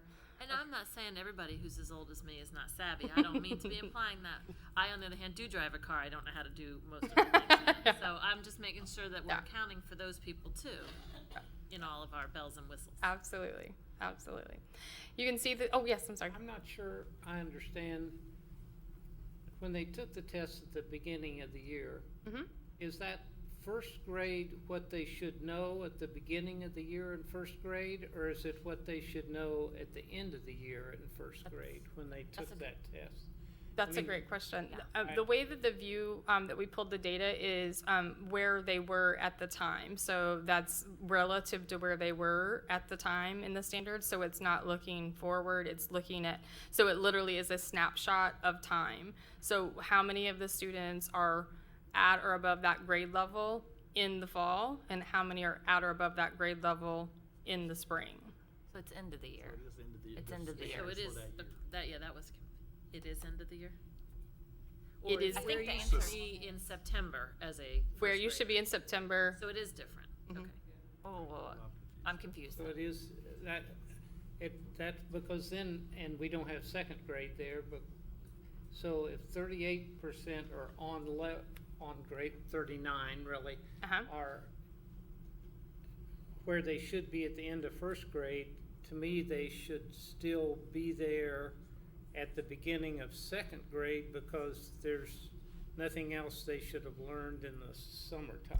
Unless they went to summer school. That's right. They could have went back They can go because of back. slide. And there are, right. yeah. Back, Backsliding. and it's But not the same standard, it'd be a different standard, wouldn't it? Can we clarify? Yeah, can somebody But clarify? your point is what are you measuring beginning of the year against? Yeah, because if we're measuring End the of the same, year or the end of the year before? we're measuring the same thing, then that shows me, a lot are there, but if we're measuring the same thing, I'm concerned about the yellow. The Is it- is it 58% the that are one below, I mean, I like the green and the blue, but then when I see 61% are one level or two levels below at the end of grade one, So let's use third grade as an example, and again, let's kind of do a comparison number to something that we have used in the past, like our historical DUSTY data. So third grade is a traditional area that would have the MAP test. In this particular end of year look, we have 60% of the students that we would consider to be on or above grade level. And last year in our DUSTY data, it was actually at 51.6% of the students were proficient or advanced. So it does trend in that. It's not to say that the 21% aren't really close. It's not to say that oftentimes these assessment programs are going to be a slight bit higher in their level. And again, we're definitely making some general statements here, but does it check out as to what our historical trends have been? It does. And back to the question of what are we looking at in this particular section versus this particular section, it's called standard view. It's literally at the moment for where the students are in September, where are they? And then did we infuse learning, and did we infuse more knowledge of that grade level and help them grow on that path? Just to clarify, I think I understand this, that this assessment is based on, aligned to what we would expect kids to know and be able to do in third grade. So at the beginning of the year, they come to us, they don't know everything that they're going to be to know and be able to do at the end of third grade. So we're looking at where they are in terms of those third grade learning goals. Third grade learning goals. Third grade, so they may come to us as regular third graders. They don't have it all figured out yet and haven't learned it. But at the end of the year, this is where they have progressed in picking up those third grade learning goals. So does So that the bar clarify? doesn't raise from September to May. Correct. It's the same metric. But it's The only thing that learning. changes is what percentage got to the bar. Exact same as you would expect it would. So Exact same basically, Same standards. Yeah. at This the is end in of year progress. third grade, 50, Got it? get my math skills, 60% of those kids, We're at or in above. layman's term, they met the goals, the standards of third grade, what they were supposed to learn in third grade. They met that. Okay, yeah, then. beginning of the year, 45% of them knew what they should know at the end of third grade at that point, right? Okay. Gotcha. 15%. And really, let's think about it just in simplified form. Like if we were thinking all the third graders should be 4 foot tall when they leave, and we measure all of them in September, they're not all going to be 4 foot tall. But then we're going to measure them again in May, and more of them will be 4 foot tall. And some of them will be a little taller, and some of them really didn't change much. And that's really what we're talking about. If you think about that as a measuring stick, how many of them met that measure? And we're celebrating the fact that they are moving through that. We wouldn't want the same percentages at the beginning of the year as we have at the end of the year. So the beginning, I don't want to say that this sounds negative, but the beginning of the year is really irrelevant from a data point, other than it tells you what you need to do to get those kids. It tells you the planes, trains, and automobiles of the story, though, Starting right? from. Because Right. that's where you know where the students are when you meet them, and then you take them on the learning And I journey. want that difference. You want to see The Progress. change. That's what I'm looking for, not necessarily the 43% were proficient, or kind of whatever the you want to call it. educational impact. Right? Exactly. That's gonna dictate how that teacher's gonna instruct those kids Yes, to get them to the end goal. yes, Yeah, so. yes. This is not as flip as it may sound, but what does it mean to be 2 or more grade levels below first grade? It would just be putting them at the kindergarten or pre-K level. Mhm. So it is a bit irrelevant for first grade. I understand what you're saying. But the important thing is this is information for the classroom teacher. This is to help them inform their instruction, because I'm just gonna go back to the old days. I know you guys get tired of this, but as a high school teacher, if I noticed one of my students struggling with the content, if I wanted to know how they're reading, how they were in terms of being able to read and reading on grade level, my only option was to go to the office, go into a vault, pull out a huge binder, open it up, and I could see the students, a little tiny tab that had their Explore or their plan score, and maybe the state assessment, whatever it was at the time, because I've seen them all, best, MMAT. But I'm really not that old, but anyway. And so that's it. That's all I had to then go back to my classroom and try to determine how to set or to inform my instruction to help this student, that before they could learn science, they had to be able to read science. Absolutely. So the beauty of this is that a teacher can look at this and see that this student is this behind in grade level, and then do whatever they need to try to, bring them up. And it's not unusual that you may only bring the child up one grade level, because you just have them one school year, but at least you've done that. And that's why this is so important, is to see that progress. Yes. And it's important for us as a board to see we're making progress, but this is more important for a classroom teacher and a building principal to be able to see whatever we're doing is working, or what we're doing is not working so well, and we need to do something different. Absolutely, and that's definitely the point of that benchmarking kind of work that we do. But I want to take you through the next few slides so that you can understand. So if this data is like a prism, and then we begin to kind of turn that prism and look at it from a different angle, we'll begin to understand some of, again, more celebrations, and then more opportunities or challenges that we're facing that we've heard about, and the reasons why we've constructed the strategic plan the way that we have. And so as we go into these next slides, again, focusing the thought around what are we looking at here is on this left-hand side, and this is going to be for the math, this is going to be for the subgroup of lunch status, and this is going to be an aggregate of all grades K-8. And the way that we've set this slide up is we're comparing the free as compared to the reduced as compared to the full pay. So we'll say put 3 buckets out, and we've teased out the data so that we can see, and again, we run close to just over 50% students, the students in the district are meeting that measure of free or reduced lunch status. And so what we look at here, again, just so you can follow along with your eyes, what you look at first is just look at the free students, and just look at the students that at the beginning of the year that were in the green, and then follow across to how many of them are at the end of the year meeting that measure. And there's a lot to celebrate. They increased by 27% in that. And then if you looked at the same kind of thinking over in the full pay students, you would again do the same thing. You would move from that 42% to that collective 73%. And that's going to be an increase of 31%. So what that tells us is, I call this flying in formation. The students are all growing, but unfortunately, the next thing that we start to look at is, where is that gap though? When we end the race, right, or we get to the end of year benchmark assessment time, we're looking again now at end of year, the circles that I have here, end of year as compared to end of year, and that's where you see the gap.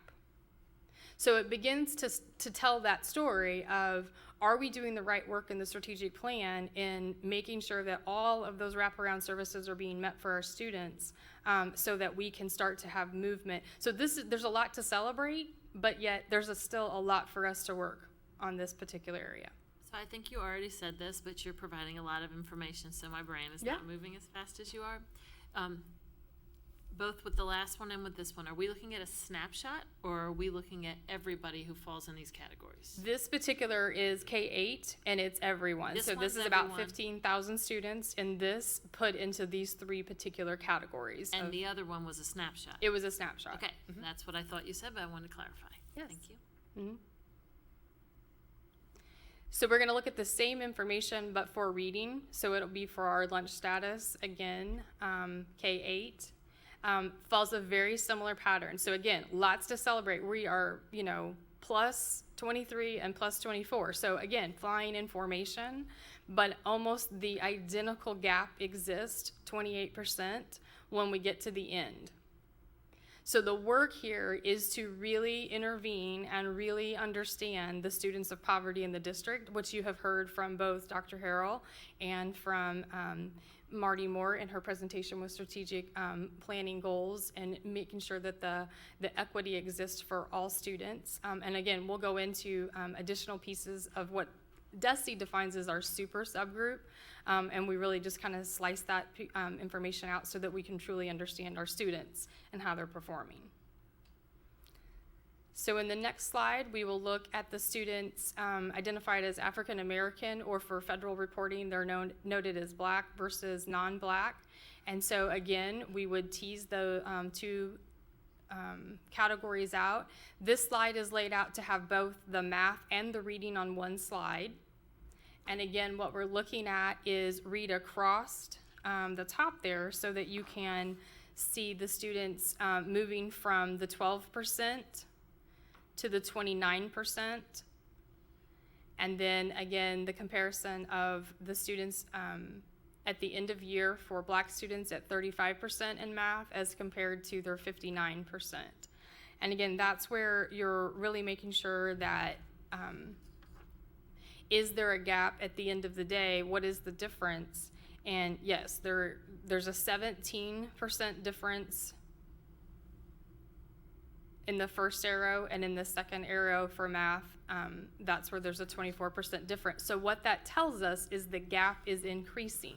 When we started the year, the students were closer together than at the end of the year.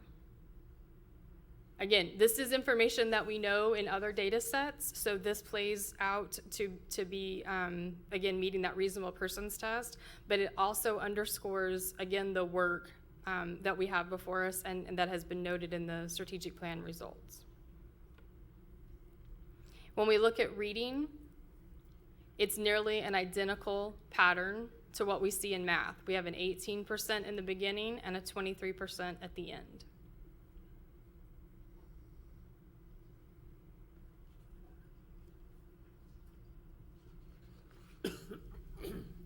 This is our SPED students versus our non-SPED students. Again, K-8 to Mrs. Patterson's question. So this is an aggregate of, again, that 15,000, but teased out into IEP serviced students versus non-IEP serviced students.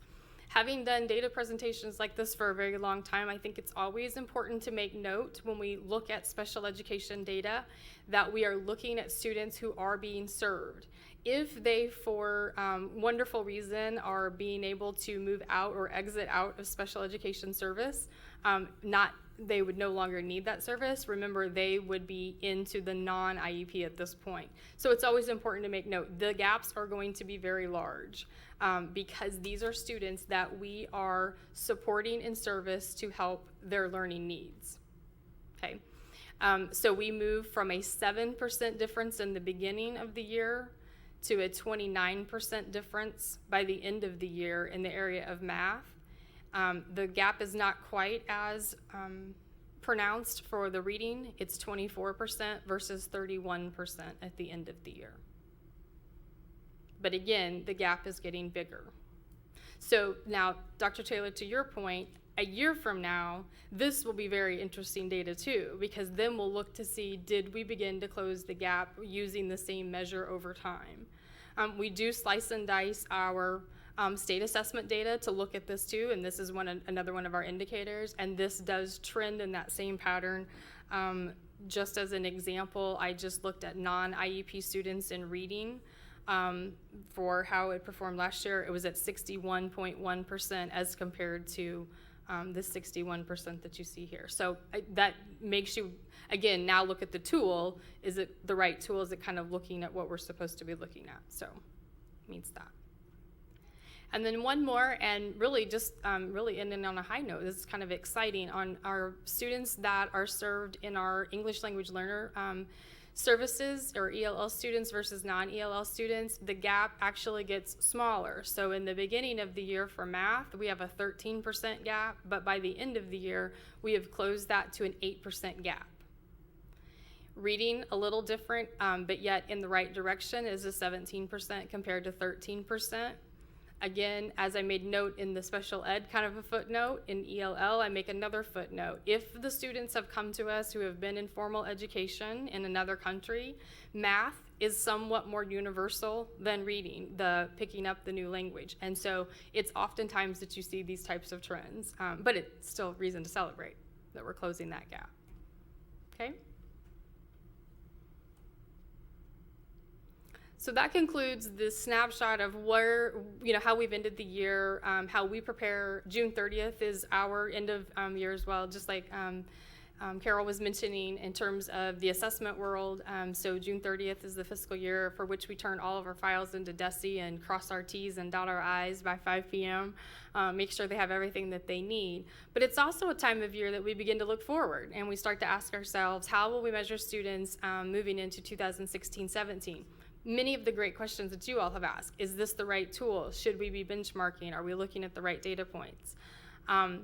Dr. Dawson took us through a process to meet the purpose of why a district has an assessment plan, and the purpose is to look at student achievement and growth, to guide the students through their process of a K-12, pre-K-12 12 experience, instructional change that needs to be made, school and district evaluation and accreditation, as has been mentioned here today.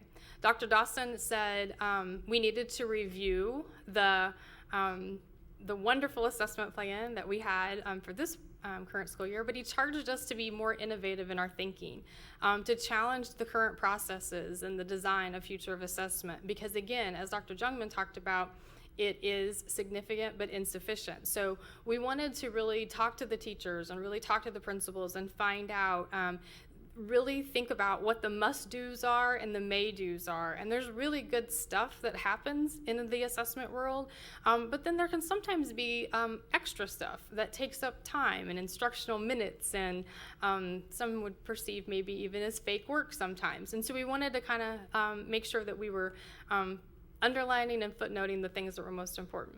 You can see this timeline that we were able to review from February actually to tonight, where we would have our culminating event where we would update the Board of Education as to what we plan to do for next year and the types of data points that will come back to you.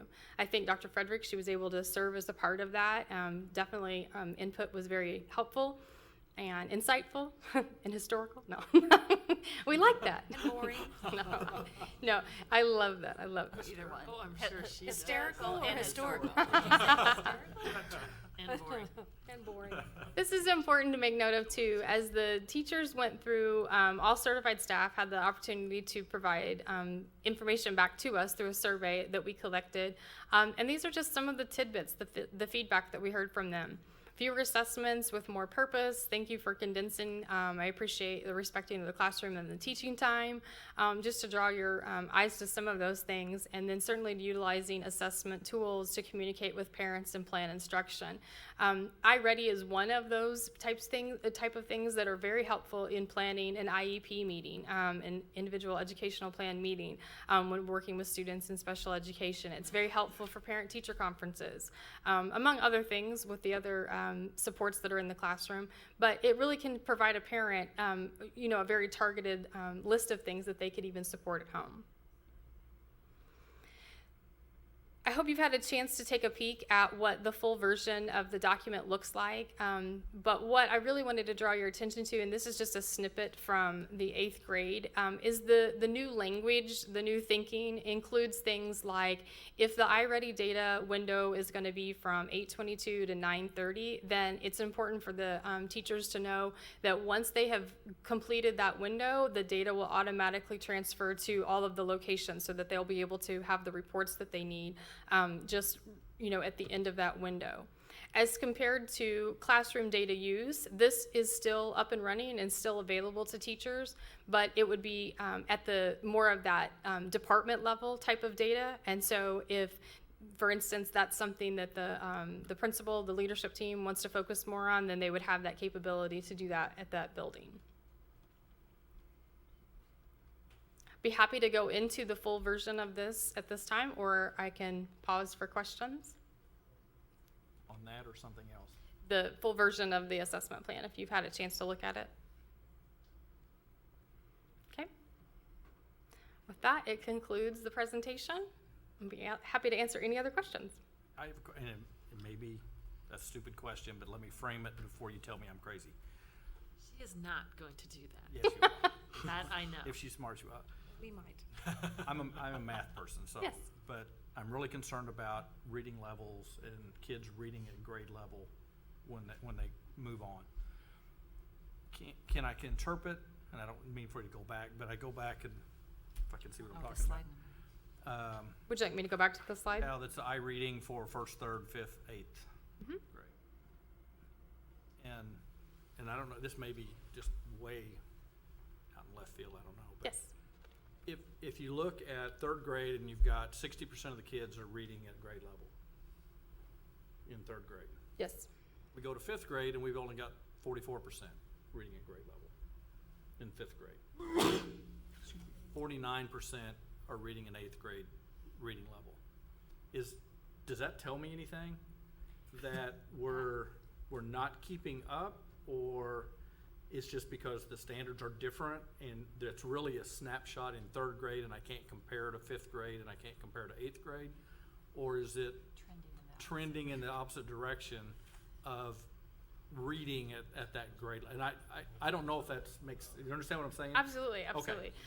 I would speak to you in an area that is called domains. So the domains that are the categories of the standards that are within each one. So it's easy to talk about kind of 1st grade versus 8th grade. So in the 1st grade, it's very phonetic. It's about the letter recognition. It's the learning to read versus reading to learn kind of thinking. Then when you get to the 8th grade, it's going to be more on that comprehension side. It's going to be more of that higher order thinking, being able to read for information and that. So when we just strictly talk about these types of percentages and students that are reading on grade level, that's kind of a bit of a reach because there's a lot more behind that than reading on grade level, which would be more of like looking at the Lexile score, which is more of an indicator if they're reading on grade level. Does that help? Oh, absolutely. That's what I was hoping you'd say. It's very complex. That's what I hope you'd behind the say. scenes. 'Cause Yeah, you look at it and you think we're going backwards, but that's not really the case. not necessarily the case, yes. Yeah, it gets more Oh. hard, more Mr. harder, Winter, is what I you just have a said. question? Well, and I'm hoping that another thing we're gonna do is because of the huge numbers in Explore, that we're gonna be able to look, you'll be able to look at those scores of the kids from end of year last year to the beginning and say, gosh, if you went to Explore, not only did you not lose any ground, you may have gained some, and here's these other kids that didn't go, and we got another slide, those who went and those who And didn't you absolutely attend. do. And so that'll even give us more, once we can get that, would give us more reason to focus on certain groups of kids that needed to be there. So if nothing else, their scores didn't go down, but hopefully they'd even go up. So I think that'll be really interesting in the fall to be able to look at scores of students who went to, again, 1 and 2 sessions. My gosh, there'll be all kinds of data there to Oh, help look at us her, and she's all push. Oh, yeah, and absolutely.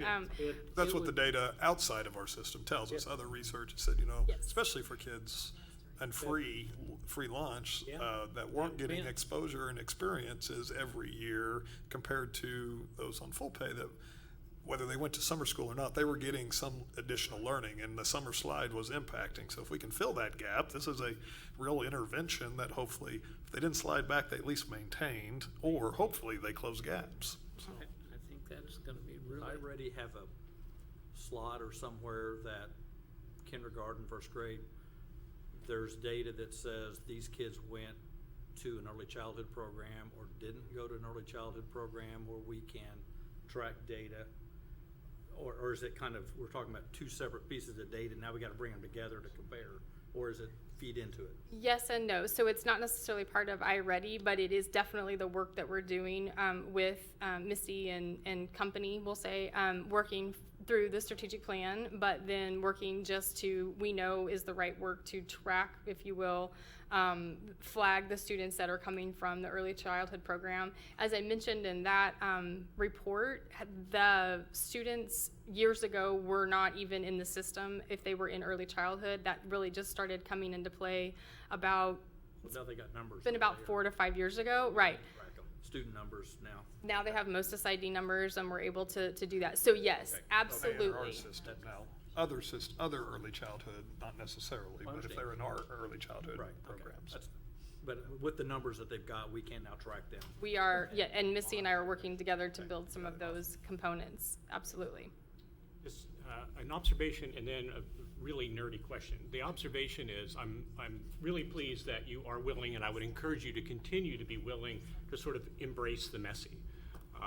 And because data is messy, at least really interesting stuff is messy, because not everything meaningful is easily measured, and the flip side of that is not everything that's easily measured is meaningful.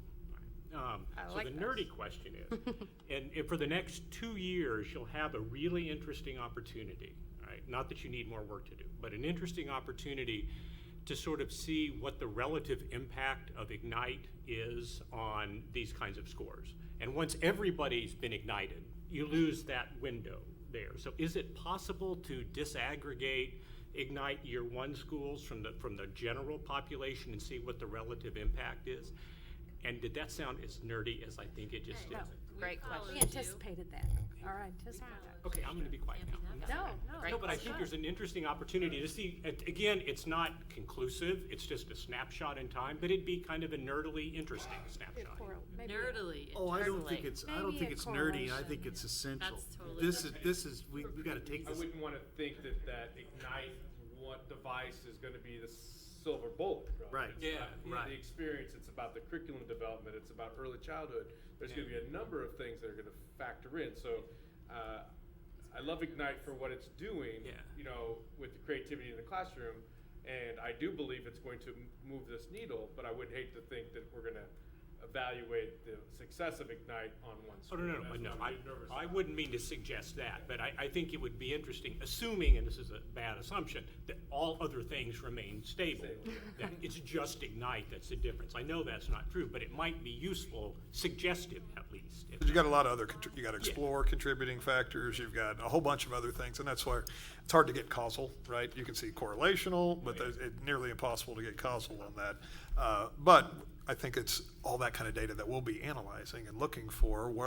Are there any indications of where we need to dive deeper on how to move these numbers, but in that full picture representing exactly that these aren't all the numbers, right? So there's other things that we want to measure also and want to make sure that we're impacting, and that's the creativity of students, which really isn't measured by this, the collaboration skills of students, it's not measured by these things. So those are the other things that we have as priorities set by our community. These are a piece of it, they're significant, but they're insufficient in representing the entire work that we're trying to do, but we'll have this always on our radar because it is a piece of the pie, but it won't be the only thing on our radar, and I think that's important for us to maintain that balance.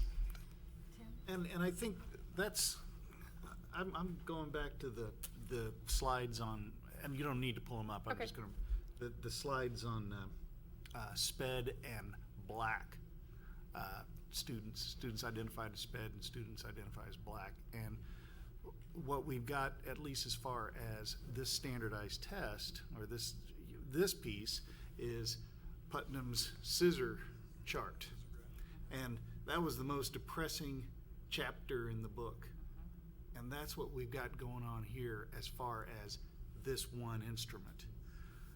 And our challenge, I think, is that if we remember your prelude to this presentation, is that this data is significant, but it's insufficient. What we're going to have to find is we're either going to have to work with those groups to move them up in this evaluation, but we're also going to have to find other measures that are meaningful, that mitigate problems here. And I'm just glad that we're speaking out about it and that we're showing it just as it is. That may be the messy part, but it gets us to where we need to be, because we can't leave this part of the community behind. And the evidence says, if this was the sole measure and this was the sole evidence, if this is the sole evidence, it says that that's the path we're heading to, is leaving these two groups behind. So I just turn it right back to Mrs. Moore's presentation about the strategies to help close that gap. And it wasn't about, she didn't talk about doubling down on APR scores. Right. She talked about engaging families, creating systems, embedding into the community. So we have to engage that community if we're going to move that needle. And that's the strategies you're seeing. And those aren't super easy to measure, but that's part of our struggle. But that's our passion, is that we recognize, and I always say I'm a No Child Left Behind recovering principal, right? So I just tightened down on math and science and social studies. But This is the right kind of No Child Left Behind. Yeah, I could move the needle a little bit by tightening it down, but I was tightening down the wrong things, right? I needed to be more engaged with the family. I needed to have the child more engaged. I needed to be accessing that child earlier. So now we're talking about a whole child. Yeah, if we only moved a couple outcomes and they were those, then did we prepare the graduate for the real success, right? So that's the constant conversation. Is we love the data, it drives our conversations, it's really important to see, but don't get sole focused on something that will have a negative consequence on the entire graduate if we only look at one picture of And the that's puzzle. the personal piece. It's also engaging and relevant, but especially personal. Yeah, so full pictures, so. Okay, and I think in wrapping this up, because I have been notified that we need a break, but I 20-second think timeout. just what you said, Sir, it's not a 20-second. It's a full. You guys are great, but you need to stop talking now. Got 5 left. I'm going to wrap it up with, and what you told us when you first came to the front is that history shows us that doubling down on math and reading instruction in the classroom has not been the silver bullet to get us where we want to be, because we did that, even at the expense of social studies and science, starting many, many years ago. But I think we may be onto something this time with our Explore, with our Ignite, making learning personal, with our project-based learning, which is integrating all the content into a project. So it's encouraging that we're trying something different, because I think pretty much if you look at trends, that doubling down on two contents, it's just not getting it. Well, It I applaud hasn't been you doing. as a board for having the courage to let us go into the messy space, right? Because there'll be a lot of boards who say, keep bringing that stuff, but Keep coming. thank you for having the courage to lead in that way. Yes. Because that's not typical. Thank you Thank very you. much. Your presentation has been excellent. We appreciate it. Board, we'll take a 5-minute break. Okay, we'll move on to, I just haven't, I agree with you. I think that's all. we're ready to go to Board Agenda Item 8, Board Policy. Where we are accepting no comments. Not just- The following policies, policy BCA through, I'm not going to list them all. This one would be. We're in the moving along part of our night. Policy BCA through policy KKB. We'll be rapid fire. They were brought to us June 7. We have had 3 weeks to review these policies and take any questions forward. I think we all should be ready to vote on these at this time. So, with that, further questions or comments? Do I hear a motion the board adopt all policies as presented? So moved. Thank you, Mr. Rosenberry. Thank you, Tim. And a second? Jill? Second. Are there any questions? No, there are no questions. No, just kidding. I'm totally kidding. If you guys have anything, feel free to ask later. Not really. No, we've had 3 weeks, so Yeah, had plenty. hopefully those have all been asked and Pretty answered. simple. Okay. Voting is complete. Moving on to new business. 9.01, agreement between the School District of Springfield R12 and the Teamsters Local Union Number 245. Lisa. Ask Mrs. Turner to come to Thank the you. podium. This is just the typical business, as you've been obviously informed of collective bargaining work over months in closed session as part of your work. But these are the formal agreements. They've been posted. Ms. Turner will have a summary in general, and then walk you through each one, asking for votes on each one of these agreements. So, Lisa. Okay, well, good evening, and as Dr. Jungman said, I'm here to seek approval on all 5 of our collective bargaining agreements and our employee compensation plan. But before I begin that, I would like to thank, there are several people in the room tonight that contributed and went through the negotiation process, and I would like to ask them to stand so we can thank them officially.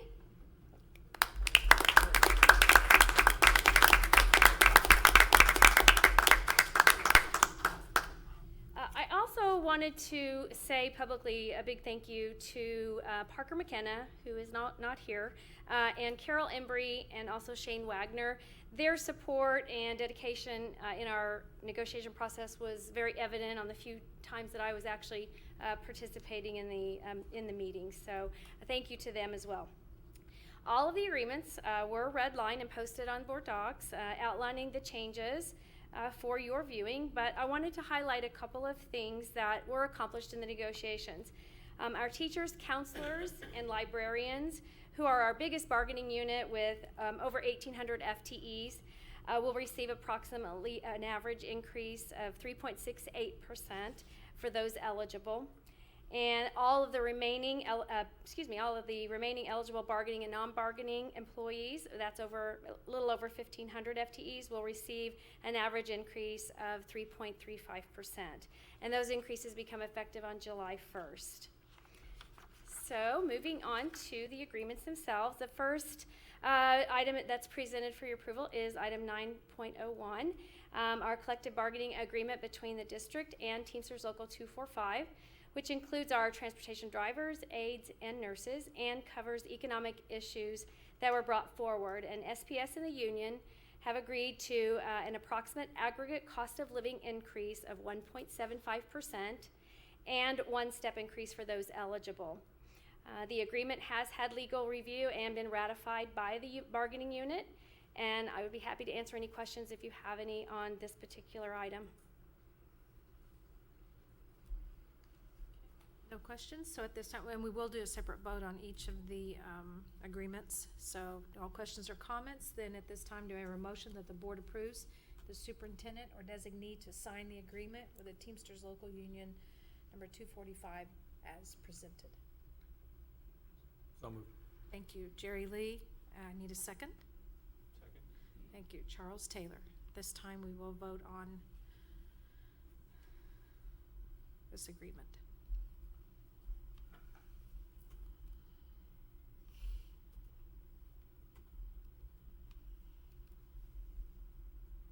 Thank you. Voting is complete. Okay.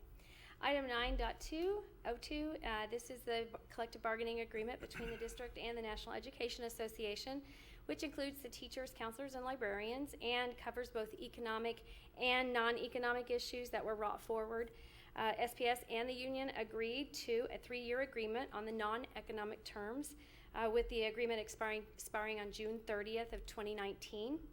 Approximately 1.75% cost of living increase, and 1-step increase for those eligible.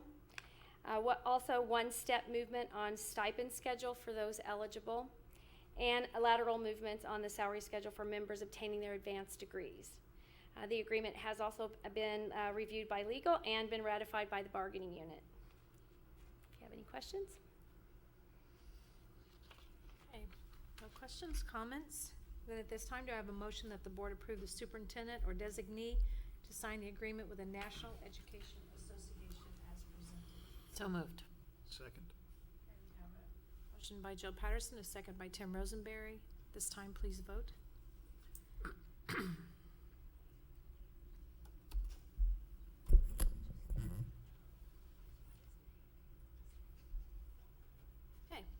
Complete. Move on, please. Item 9.03, this is the collective bargaining agreement between the district and National Education Association, which includes the maintenance, custodial, and supply. We refer to this as SESP. And it covers economic issues that were brought forward, and SPS and the union have agreed to approximately 3% cost of living increase for step 8 of all job codes, approximately 1.5% cost of living increase for step 7 of job codes 25 through 28, 1-step increase for those eligible, and approximately 0.5% cost of living increase to the second shift night differential. Again, all agreements have been reviewed by legal and ratified by the bargaining unit. Any questions or comments? Okay. Hearing none at this time, I do have a motion that the board approves the superintendent or designee to sign the agreement with the National Education Association, SCSP, as presented. So moved. Second. Thank you. Motion by Charles and a second by Alina Leonard. Please vote.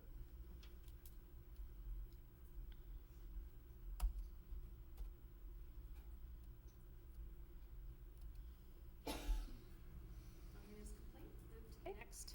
9.04, this is the collective bargaining agreement between the district and National Educational Association, which includes our nursing staff and covers economic issues that were brought forward. And SPS and the union agreed to approximately 1.25% cost of living increase, 1-step increase for those eligible, and 1 additional day added to the school calendar for a total of 188 total days.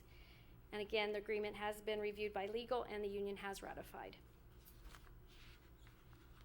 Questions or comments? Hearing none, do I hear a motion that the board approves the superintendent or designee to sign the agreement with the National Education Association nurses as presented? So moved. Thank you. Second. I like to stay on the right side of the nurses. Jill Patterson, a motion, and a second by Alina Leonard. This time we will vote.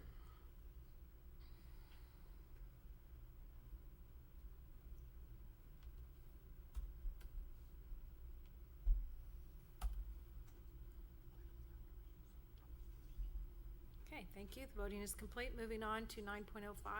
This is the collective bargaining agreement between the district and the National Educational Association, which includes clerical staff, and this covers both economic and non-economic issues that were brought forward.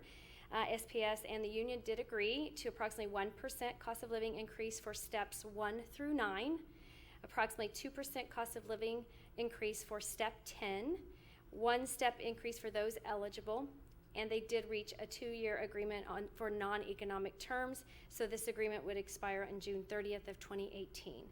It has been reviewed by legal and ratified by the bargaining unit. Questions or comments? Okay, so do I hear a motion that the board approves the superintendent or designee to sign the agreement with the National Education Association clerical? So moved. Thank you, Tim Rosenberry. Motion, second. Second. Jerry Lee. Please vote.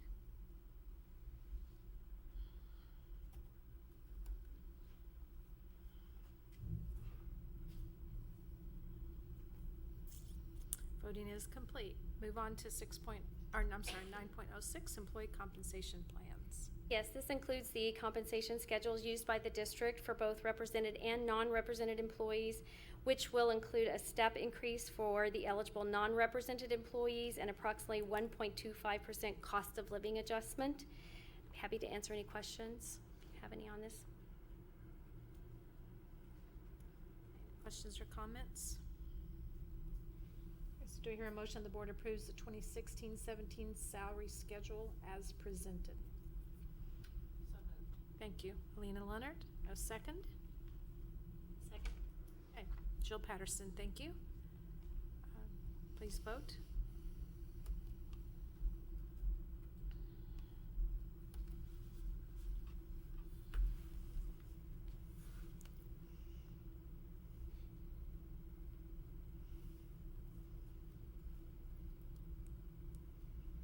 Thank you. Voting is complete. Moving on to personnel election, 9.07.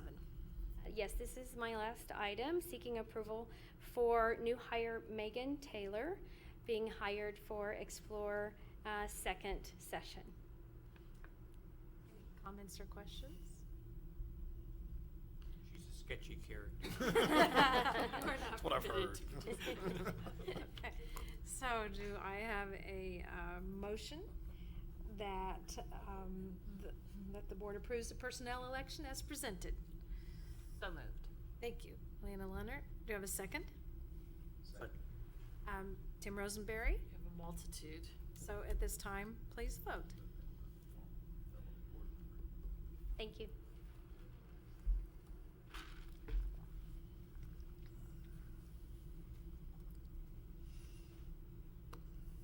Thank you. Voting is complete. Okay, moving on to our unfinished business. 10.01, 612 Social Studies and K-5 Science Major Instructional Goals. If you recall, we had a presentation. These items were brought before us, June 7th board meeting. Tonight, we do need to take action. The recommended action is that the board approves the K-12 Social Studies and 612 Social Studies and K-5 Science Major Instructional Goals as presented. I hope all of you had time the last 3 weeks. If you had questions or comments, and direct those to the appropriate curriculum individuals. So at this time, I guess, unless there's comments or questions regarding the major instructional goals, I'm looking for a motion. So moved. Thank you. Jill Patterson, do I have a second? Bruce Renner. He looked at me and that's all it took. Hello, my friend. You're like an auctioneer over there. Just bought a house. Be careful, don't look at me because, don't move. Thank you. Please vote. Oh, my. And thank you. Voting is complete. Major instructional goals have been approved. Moving on to 10.02, internal audit services.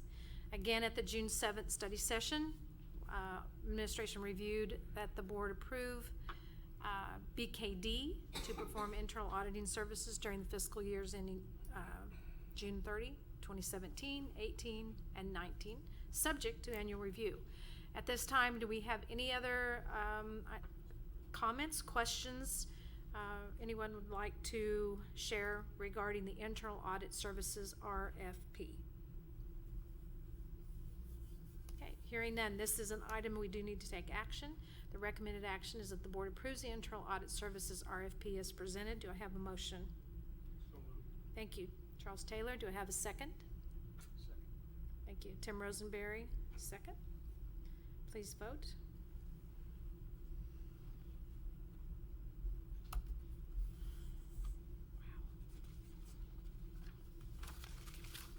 you. Voting is complete. Moving on to the professional learning plan. Again, you may recall we had quite a detailed presentation brought to us June 7th. The district professional learning plan had lots of questions, board, and if there were additional questions, I hope you had the opportunity to ask those over the last 3 weeks.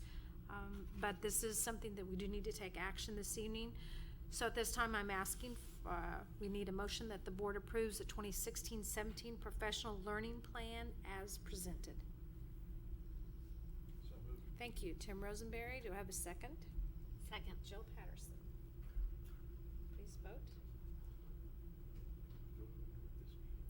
We're in the lightning round. You've made it through. Put all your of them. hands in action mode. One more vote. Refresh your computer. We have, voting is complete. Moving on to 11.0, public comments to address non-agenda item. This is the time in our meeting where we allow comments on topics not related to the printed agenda. Mrs. Luton, do we have? We do not. Okay, so we're moving right on into report from administration. 12.01, cabinet report.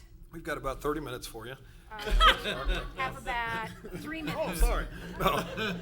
We go into Have executive to session. Take that down to 3 minutes. All right. 3 minutes We're it gonna- is. Lightning round. 1 minute for each. Look at these people. They've Miss worked all Embry. day. Let them go home. Yes, We'll start with you and work our way. I have had opportunity to speak often about finance. The only remaining thing I want to say about finance is this is that critical time of year as we wrap up the year, do the budget, all of the work that goes into engaging with the auditors as well. And I must absolutely thank our team. Kim Mulvaney, Kara Stasel, and Waylon Mueller have provided tremendous work during this period of time, and I feel very blessed to work with them. So wanted to say that. With regard to operations, on Synergistic, we, as a reminder, we didn't hire. These are employees of Synergistic. One has been hired and actually has gone through the training in Dallas, and the second one is anticipated to start July 19th. So that project is moving forward. We have continuous monitoring of the Fremont project, and that's about all I can say about that. I know that those of you who've engaged in construction matters understand that we are where the rubber meets the road now, so we'll continue to engage closely in that. We did receive a certificate of occupancy for the Kickapoo Auditorium, so check. And obviously the work with regard to capital projects and other summer improvements, that continues and will continue to take place as we enter into the start of the school year. So we'll continue that work, and we'll actually be starting that capital planning process again very soon once our doors open and students are settled.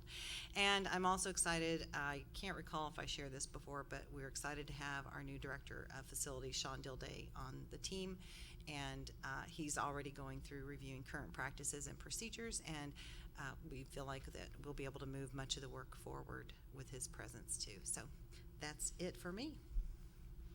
Want to give a shout out to my team? There's only one left at this point. Thanks, Jay. That's all Let's that's take it left. Way to go, man. Brownie points. Let's go back and ratify those agreements one more time. I just want to say thank you to all of our teachers and staff who executed Explorer in the June session with 11,000 students. And if you had a chance to visit classrooms or experience sites, you see kids doing things that are amazing to me. I had the privilege of going out to the watershed one day with Dr. Hackenworth, and kids are looking at water samples and they're preparing to go fishing and they're in the woods. And I asked these students, how many times have you ever been in the woods? It was just, and that you could tell 2 kids had raised their hand out of a sample of about 20. So we had 18 kids who were out exploring their community in the woods, in the creek bed. So it was a very exciting and moment, because I walked away thinking we might have put some child on a trajectory here to be in the forest, in a job, in a career, and so it's very exciting.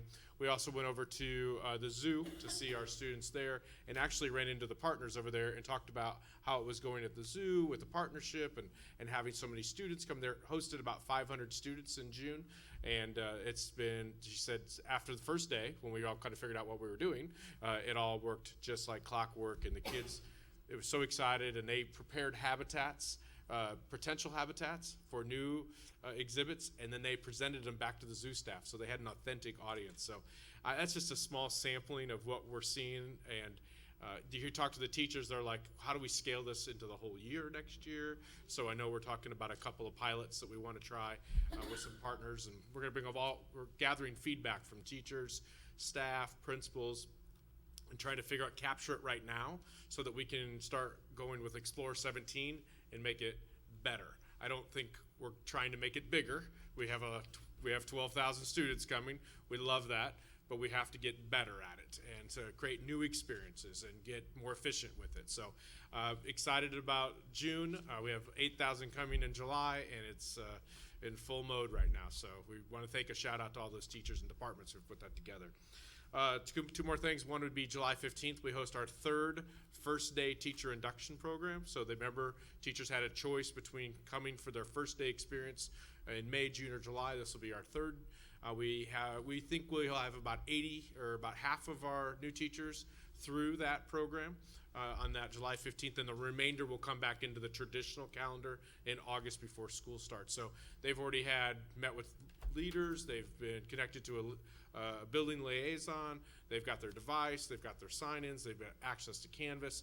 So they've had, some of those people in May are going to have a 60, 75-day kind of professional learning before they ever hit the classroom. We're very excited about that.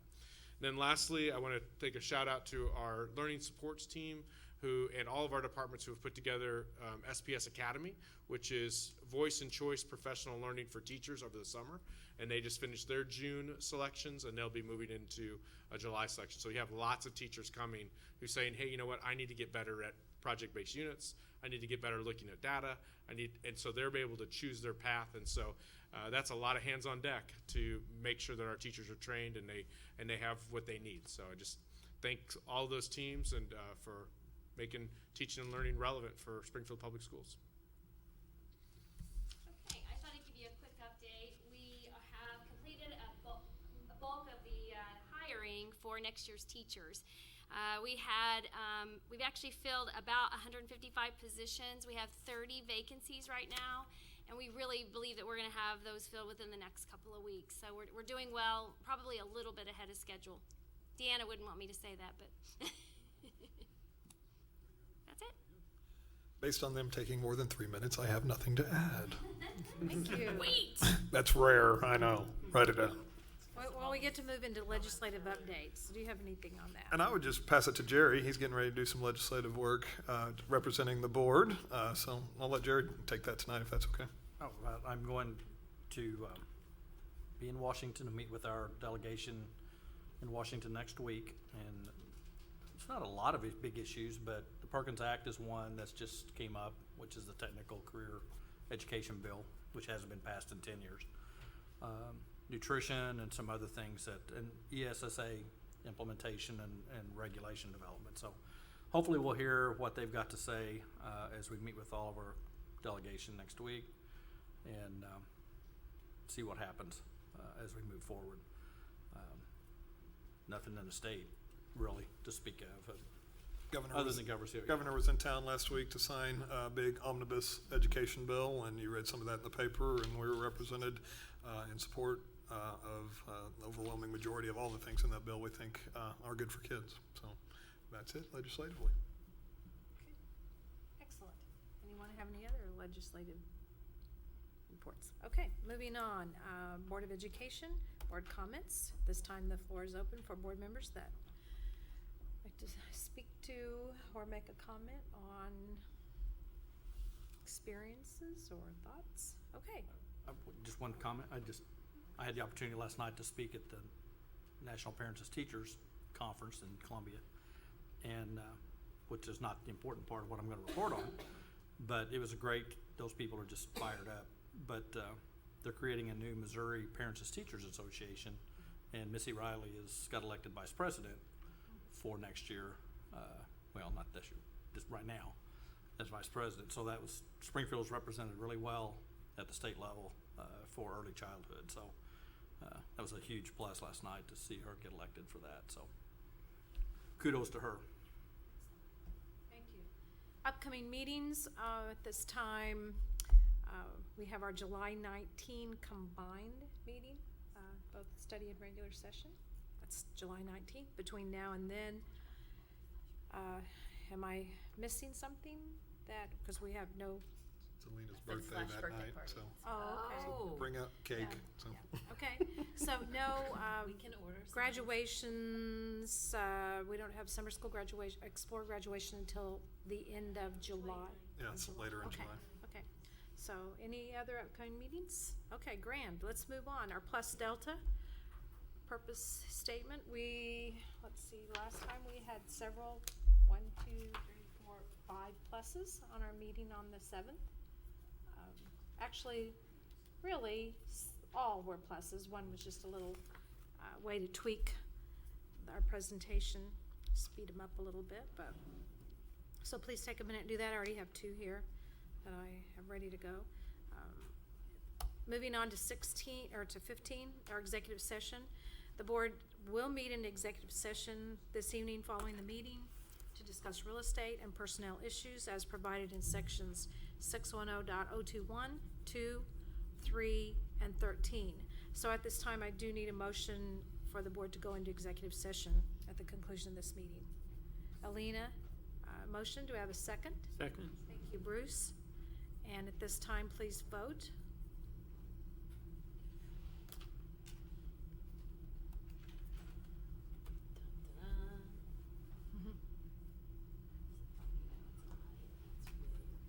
I noticed that, yeah, I noticed that. Voting is complete, motion carries. So at this time, we will conclude this meeting as adjourned, and we will move into executive session. Thank you, everyone who came and